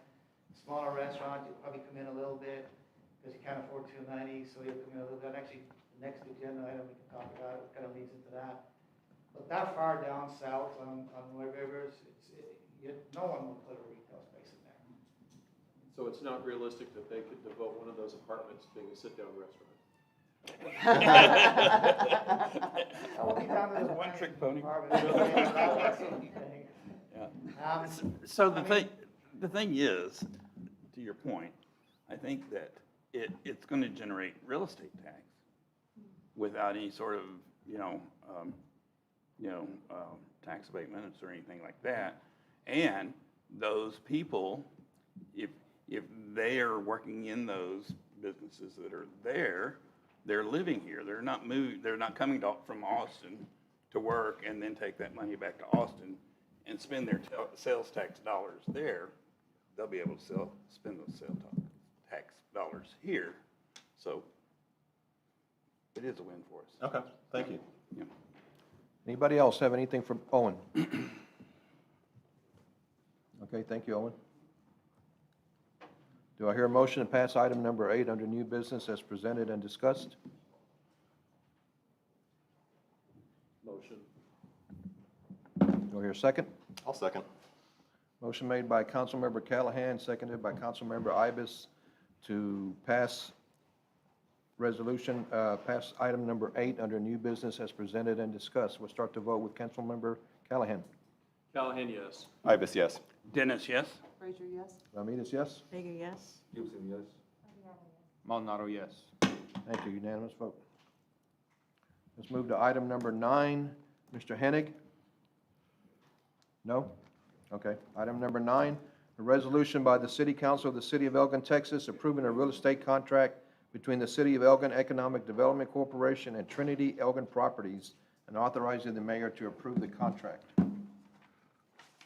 Unfortunately, I don't have a map, but this is a two-acre site. It's located on the southeast corner Just like of White Rivers and Lee. It's a really prime real estate for retail. It's going to be anchored by a dental office. It's a small company that's actually going to be developing it. But they want to build about 25 to 30,000 square feet of retail, leasable retail on that site, to look at, attract hopefully the small businesses, the small restaurants that we're all looking for. But it's in a really great location. It's right between now and White Rivers. It's right there on the corner, so it's a good intersection. It's right across the street from the seat, so the clinic right there. So we're looking at the sale. The investment will be about 3 million to 4.5 million. Again, the retail space will have about 25,000 square feet. And the sale of the property, we actually gave them 25 cents off the price. They came in and the EDC felt comfortable giving them the 25 cents off the $5 that they were looking for. So we're selling that for $426,756.32. That was approved again on September 14th by the EDC, and I believe that was a unanimous vote. Any questions? Okay, so we have retail, and it says anchored by a dental office? Yes. Be a 3,000 square foot dental office. We got the dental office cornered here pretty soon. Council members, do we have any questions, comments to Owen while he's up?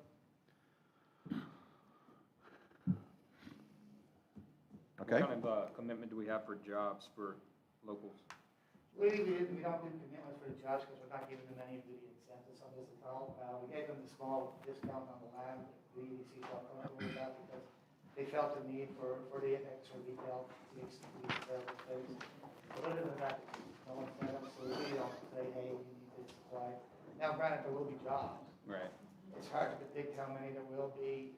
It'll depend on the kind of retail they get. Like, if you get a restaurant, it's going to have more employees than like a shoe store or something like that. So it is difficult to predict. But we didn't put any number on it. We just said, hey, we need the space. There's hardly any retail space available in town, so it'll be a good asset for us, particularly in that area. Thank you. Anybody else? Do we have any pending businesses or contracts for that space, other than the dental office? No, right now, it's actually, the people who are buying it, they actually own dental offices. They have one over in Round Rock and a couple of other ones. So they're gonna be the developer. So they haven't told us who, if they have anybody, because they haven't bought the space yet. So I know they're probably out there looking. As you say, hey, we're just gonna try to find the people that need space in Elgin. What Elgin needs, we'll have to market, and we'll check it out, and we'll have the space for them. Yeah. Okay, if there's nothing else, council, I'll accept a motion for passing item number 9 as presented and discussed. So moved. I'll second. Motion made by Mayor Pro Tem Brasher, seconded by Councilmember Maldonado to approve item number 9 under new business as presented and discussed. The vote starts with Mayor Pro Tem Brasher. Frazier, yes? Ramirez, yes. Vega, yes. Gibson, yes. Maldonado, yes. Callahan, yes. Ibis, yes. Dennis, yes. Motion passes unanimously. Okay, item number 10, resolution of the City of Elgin, Texas, appointing representatives to the Capital Area Council of Governments. City Manager Mattis, go ahead. Well, this is a routine process that we need to appoint representation to the CapCog General Assembly. The city has 2 seats for appointment to represent the city in these meetings as described in the packet. This typically, staff members can serve on that board, but typically elected officials fill those positions. And traditionally, most cities have their mayor be one of those positions, but basically, we just need to have representation on that board. Since you and I talked about it, Mayor, we did find out this amounts to about not quite quarterly meetings, almost 2 meetings a year, one early in the spring and then one in the fall, and it's a policy-making board. But it's important in that they are traditionally the clearinghouse for a lot of federal and state transportation dollars, and frankly, to my understanding, the city has not been actively represented in the recent past, but based on all the issues we talked about this evening, I think it's more and more important that the city have good representation on the board. So, but the process tonight is just to pick the 2 representatives. So I will replace the previous mayor on this board. We need 1 more council representative. Is anybody interested? Mayor, I think I would be interested in doing that. I've been following CapCog to some extent, especially some of the meetings that they've been having regarding transportation, the tollway extension toward Elgin. They've been meeting in August, and I was kind of frustrated that we didn't have somebody at the table there. And so I think I would be interested in doing that. Is anybody else interested? Okay, so I will take the previous mayors. You'll take the other vacant spot. Do I hear a motion to pass these 2 as these 2? Motion. Us 2? You guys. Yeah. Okay, so under number 10, resolution of the City of Elgin, Texas, appointing representatives to CapCog. That would be myself, Ron Ramirez, and Councilmember Dennis. You made the motion. Do I hear a second? I second. Okay. Motion made by Councilmember Callahan, seconded by Councilmember Vega. We'll start the vote with Councilmember Callahan. Callahan, yes. Ibis, yes. Dennis, yes. Frazier, yes? Ramirez, yes. Vega, yes. Gibson, yes. Maldonado, yes. Okay, motion passes unanimously. Thank you, Councilmember Dennis. Item number 11, a resolution, the City of Elgin, Texas, nominating members for the Bastrop Central Appraisal District Board of Directors, making findings of fact and providing for related matters. Thank you, Mayor. This item and the next item on the agenda are a routine annual process that enables the city, the member entities, of which the City of Elgin is one, to nominate members for the 2 Central Appraisal District Board of Directors. It's a formal process that the council has to do by resolution. This action tonight is just to allow for council to make those nominations. We're not compelled to on the which one? We're Bastrop first. David Glass is also on the school board, is actually on the CAD board and has agreed to continue to serve if elected. So this action tonight in both cases is simply to allow the council to nominate people if they want. David, by the way, is on the board, and he doesn't have to be renominated to rerun. And then in November, we'll come back to council with the resolution once all those nominations are in, and at that point, council will be casting its votes for both boards. But this is a procedural step tonight that simply allows the council to make nominations, but we're not compelled to. Okay, so this is something that we can basically think about the nominations and bring forth later? No, we've got to, Do it Jennifer, today? do you remember the date, October 10th or something? We have to, yeah, this is basically our last opportunity to nominate, and then we'll get, the votes are obviously the most important part. And the nominations don't have to be council members, they can be, They can be elected officials, but not staff, I think. It seems to me that last year we deferred to the school district for their nomination kind of power and numbers, and so. Yeah, typically, as you might imagine, our point with the Travis County CAD is very minimal, or comparatively speaking.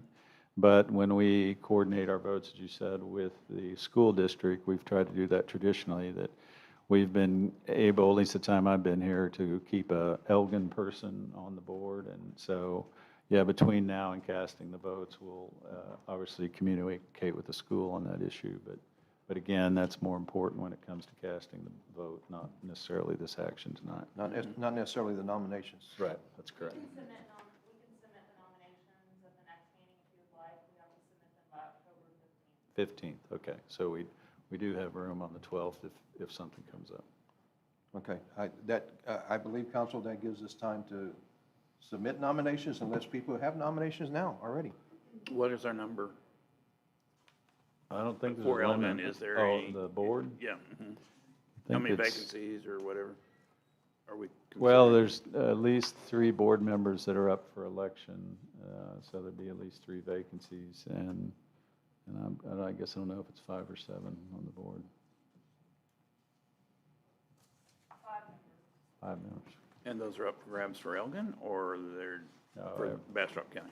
Bastrop County. Just one for Elgin? No, there's no official Elgin rep. I'm just saying if we, typically if we, obviously the school has a lot more votes than us too, but if we combine those votes, typically that's enough to get somebody elected. Okay. How often do they meet? Yeah, I guess I don't know. I would assume it's like us, they probably meet more during the time when they're certifying the rolls than the rest of the year, but I would, probably once a month, I think. It's a 2-year term. It doesn't say how often. Says your tax unit may nominate up to 5 members to the board, but no nomination is required. It doesn't give me information on how often they meet. I'm sorry, we can find that out.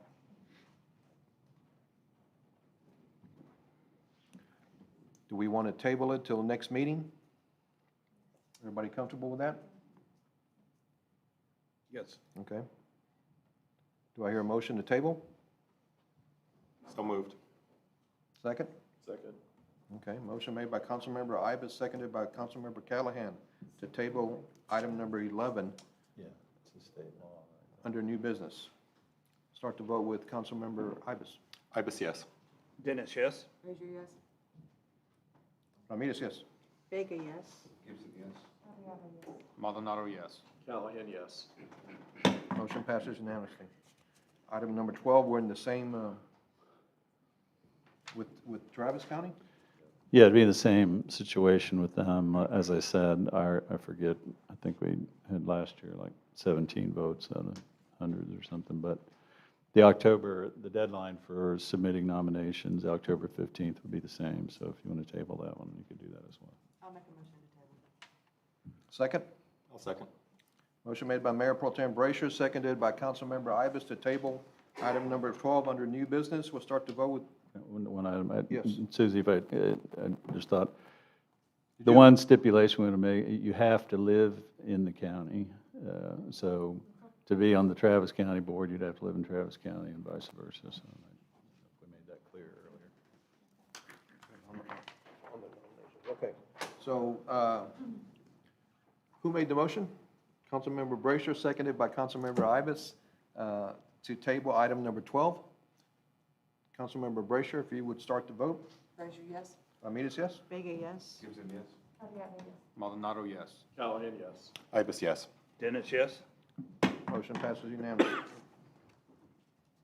Moving on to item 13, a resolution of the City of Elgin, Texas, authorizing the mayor to execute an agreement with Amanda Carter of Elgin, Texas, appointing her as judge of the City of Elgin Municipal Court in accordance with the city charter, making findings of fact and providing for related matters. Thank you, Mayor. This item is a routine renewal of the contract with the municipal judge, as the mayor has described. Amanda's been the judge for 5 years, I guess, or a little more than that. And under the law, the charter and local government code, the city's required to, is limited to a 2-year contract for this position. Typically, we'd probably take a different approach to that or make it a longer contract if we could, but according to the city attorney, because our charter is specifically silent on this point of term, then we're stuck with a 2-year contract until such point as we change the charter. We're just recommending the approval of the contract. We have a great relationship with Judge Carter, works well with the staff. Most important part is she's not asking for a pay increase, so No, of course not. Not after all that other money was being asked for. I'm So, certainly not comparing my handout. I do want to take time to introduce myself. I haven't been able to meet everyone, mostly because of COVID, but I'm Amanda Carter. I've served in this capacity since the end of September of 2016. My right-hand lady, Yadi, she's the court administrator. She's the one who gets you all your numbers, statistics, any dollar figures, amounts you need to know. She's fantastic and does a lot of the legwork for me. But I did want to take time to introduce myself to you all. Thank you for your time and your effort and everything you do to serve. I understand it's oftentimes thankless, and I personally do appreciate you all. Thank you, Judge. Thanks, Anybody have Judge. any questions or comments for the judge? Besides, thank you. No other. Thank you. Driving to Bastrop. Thank you. Well, and I guess to comment on that, I don't have to really drive to Bastrop as much anymore because of COVID. We implemented video magistration, which actually saves the county or the city money. You don't have to pay by mileage to go to Bastrop. So, and it's a win-win because I don't have to leave my office or my house. I can do it virtually, and it's something most counties and magistrates are using pretty much everywhere throughout the state. So it works very, very well. Good. All right. Thanks, Judge. Thank you, Thank Judge. you. Thank you very much. Do I hear a motion to pass item number 13 under new business as presented and discussed? So moved. Second. Okay, motion made by Councilmember Ibis, seconded by Councilmember Callahan. We'll start the vote with Councilmember Ibis. Ibis, yes. Dennis, yes? Frazier, yes? Ramirez, yes? Vega, yes. Gibson, yes. Maldonado, yes. Callahan, yes. Okay, motion passes unanimously. Thank you. Moving on to item number 14, we have 2 public comments. We'll start with Mr. Hennig.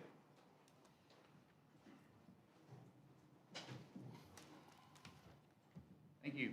I didn't realize that I posted for a job for police chief, so I was a little bit surprised by that. Because I was looking, because I knew 2 people who wanted to apply. My family is police officers in the military.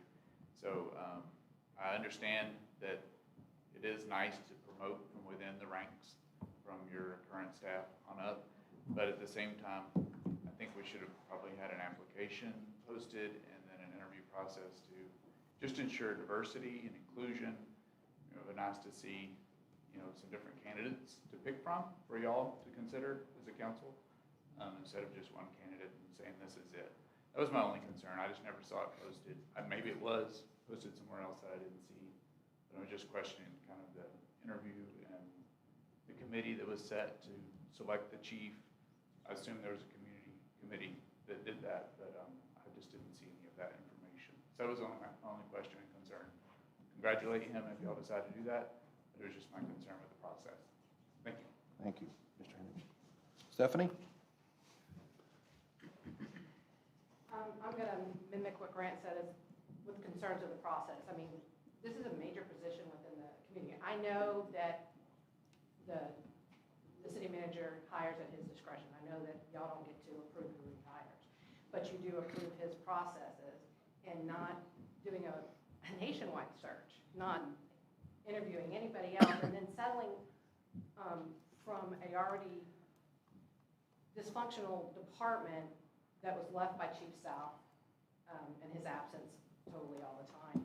And then when Interim Chief Noble stepped up, that was appreciated, but the history that he came into this department under an investigation from Sealy for sexual harassment would have precipitated, I thought, maybe looking at some other candidates to see if there was a better fit.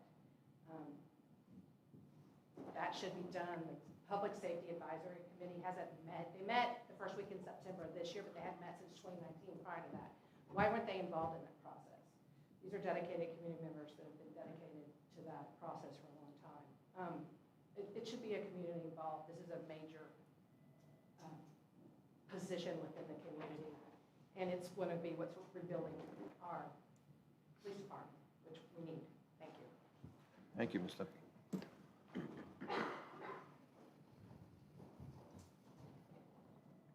Okay, so let me read item number 14, a resolution of the City of Elgin, Texas, authorizing the city manager to execute an employment agreement with Chris Noble regarding his appointment as chief of the City of Elgin Police Department, making findings of fact and providing for related matters. Mr. Mattis? Thank you, Mayor. The items, council's already been briefed on this item previously. Glad to try and answer any questions. Does anyone have any questions or comments for the city manager? Tom, I'm just wondering, for the benefit of the community, if you could just talk a little bit about your thoughts on, ultimately our support for Chief Noble and what you see and what he's done in the last couple of months to improve either situations or just, again, benefits to the city? Sure. We've been through a rough year where we've been subject to false and unfair attacks of the police department, suggestions that there's morale problems or issues down there, and we certainly had some concerns previously that way that were expressed by the council, and I think we've addressed them in an efficient and appropriate way, and the most important way is the work that Acting Chief Noble has done. And I think part of that situation also has to do with the city council making it clear that the majority of council, that at least 7 of the 9 members solidly support the city manager and this administration and this staff. And once that message was sent to the staff, it solidified our commitment to the city and Chris Noble's commitment to the city, because there was a time where we weren't sure where it was headed. But clearly, the department has stabilized in his time of service. And the last thing I think this city needs and that this department needs is a process whereby those individuals are subject to constant public attacks and disruption and undermining of the department. So from a stability standpoint, I think it's the right choice to move forward with Chief Noble. And, in spite of obviously some confusion by some of the comments tonight, as the council knows, this decision is exclusively that of the city managers. It's not a public discussion, and it's not a decision by council, and that comes straight from the city charter. It frankly would be a violation of the city charter for the council to try to interject themselves in that process. And I'm not suggesting that's ever been suggested. City council, all the city council members that respect that process and know that process. So it's a personnel decision. I stand by the personnel decisions I've made since I've been here. Clearly, the city has advanced in many, many ways, and the police department has advanced as well. I'm confident that if these terms work out with Chief Noble for him to accept the position, and that's still another step that has to be taken. But as we've discussed, it's frankly, this negative environment that's been created in the community is exactly why we have to have, it's reasonable for the staff to continue to request employment agreements like the one we had before you. We did not, the city of Elgin never had to do that before. But I think this is indicative of some of the climate that we've been put in, that if we expect staff to recruit and retain highly qualified staff, we're going to have to make more of a commitment to them in situations like this.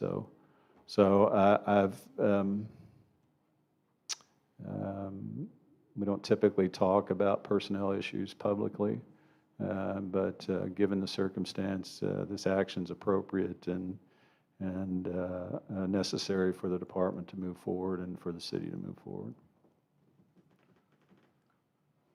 Does anyone have any questions or comments for the city manager or anyone else concerning this subject? I just have a question. So you were saying that this is new. The previous chiefs didn't have a similar agreement like this? To my knowledge, no. I didn't have one with the previous chief. Okay. And, I'm just wondering, I mean, if we're going down, kind of a slippery slope, is every city employee going to have something, No, not every city employee, because other employees typically have other protections. Okay. When you're in a department head position and subjected, as some of us have been, to an unrelenting attack of falsehoods, of lies, of misrepresentations of the facts, constantly being attacked, and then subject to political winds just changing and somebody losing their job, it's only reasonable that those employees have some protection. The police chief is obviously in a very visible position. Given the way some of that, or what we experienced earlier this year, it was possible for many people to misunderstand the truth about many things, and for people to lose their job for no reason based on no facts. While we recognize as professionals that the city has that prerogative as it relates to the city council, has that prerogative always as it relates to the city manager and the upper echelon of the operation. It's only reasonable that for us to anticipate we need to provide some kind of protection for those individuals, that they won't just be left in the lurch if something happens. And likewise, the truth is, when you separate sometimes with these higher positions, you end up reaching some kind of settlement anyway. This takes all the guesswork out of that later. It's very similar to the contract I have, frankly, that if a decision needs to be made to make a change in the police chief, there's no other discussion about what the terms of that would be.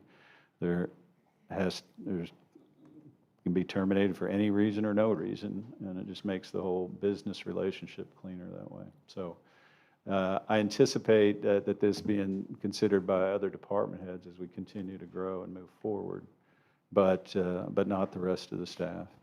And I want to say for the record, there's one reason why we're doing this with council tonight. As you know, we've talked about that the staff, it's unlawful for the city manager or the staff to sign an agreement like this without the city council specific approval, because it does involve the commitment of funds. So even though the personnel decision is in the city manager's exclusive purview, that's why I'm asking, the council needs to vote on this agreement to frankly make it valid. Thank you. And so the EDC, Owen also has the same thing that the EDC then had to vote on, and it came to council as well. Okay. I was just thinking, as a budgetary issue, if more and more, city employees, okay, do we have? Yeah, that's the exact problem. Other cities have had the manager sign these agreements without council authorization, and then they got surprised by the cost. And so that's why we want to make sure to handle it properly, and that's what we're doing. But But the other part to that is any such agreement, every individual agreement, the council would approve in an open meeting just like this. So there wouldn't be any of those agreements floating around that the council specifically didn't vote on the public record. Thank you. Mayor, I assume you have words of support as well. Maybe you can talk a little bit about your working relationship with Chief Noble and your confidence level and how we move ahead as a city with our new chief. The first comment I want to make is we need to make sure we understand that this only applies to a termination without just cause, right? So That's right. it's not just something that's going to happen irregardless. The city manager, it is his purview to hire the police chief, but he did take the time to talk to every single one of us and wonder how we felt about Interim Chief Noble's actions and performance since he stepped up to that position. And in my view, I think that Interim Chief Nobles has done a fantastic job.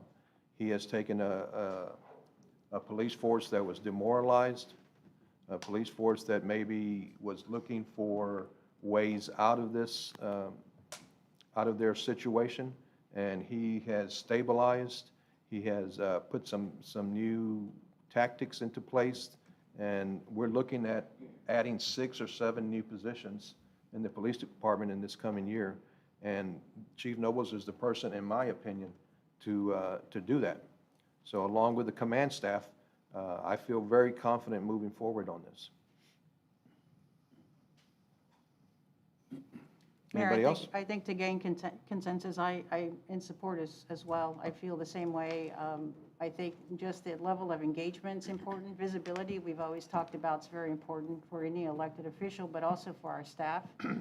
And I think that moving ahead too, that with the experience and with the level of engagement and commitment that Chief Noble and his staff will help us move ahead in addressing some of the issues that we have as a growing city, but also I think work really well with the community. Absolutely. Quite a difference. Anyone else? Do we mind if Chief Noble comes up here and just says a few words about how he plans to move forward with the police department being in the official role as chief? Well, I think, remember, this action tonight is just to authorize the agreement. We're not quite there yet, so I think maybe next meeting we do that, assuming we're just technically getting a little ahead of it. Anyone else? Okay. If that's the case, I'll accept a motion to pass item number 14 under new business as discussed and presented. So move as presented. I'll second. Motion made by Councilmember Vega, seconded by Mayor Pro Tem Brasher. We'll start the vote with Councilmember Vega. Vega, yes. Gibson, yes. Maldonado, yes. Callahan, yes. Ibis, yes. Dennis, yes? Frazier, yes. Ramirez, yes.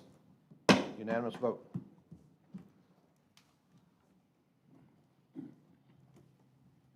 Okay, there, we will not be going into executive session tonight. Council, do we have any announcements to make? Did you say we are going? No, we're not. I thought at the beginning too. I said we will not be going into executive session tonight. Okay? I announced that I lost the bet that the mayor would get done within 3 hours. He sure did that with this. Did a good job on this agenda. Appreciate everyone's, there was a lot of stuff, but appreciate everyone's support. We have any other announcements? What's the status on the COVID vaccine booster shots? Our clinic, Oh, the I ones think that we're are still, clinic, are we, they offer the boosters. I asked Amy already. oh, If you need a booster, you can go to the Fleming and they'll do it. Okay, all right. Y'all, so if you bring your vaccination card to the clinics that the city is hosting at the Fleming Community Center, they will process you as, and if you are eligible for additional shots. And if you haven't had your vaccines yet, they're available at the Fleming Community Center on Thursdays and Fridays from 3 to 7. And that is, of course, free and does not require ID, et cetera. Thank you. So if we haven't taken advantage of that, that's a good opportunity to take advantage of that, absolutely. Anybody else, Council, any other announcements? Just a reminder that our next next month, we start on the schedule we talked about, so next meeting is October 12th. Well, it'll be the second Tuesday of October. Did we decide where we're having that? And the National Night Out is on, yeah, we're doing that, right, Chief? 5th. And the chief will be getting around the list of participants in that like we've done before. Any other, did you have a question, Councilman? Okay. Any other announcements? Council, do we have any other business to discuss? If not, I adjourn this meeting at 9:11 PM. I never. I brought it.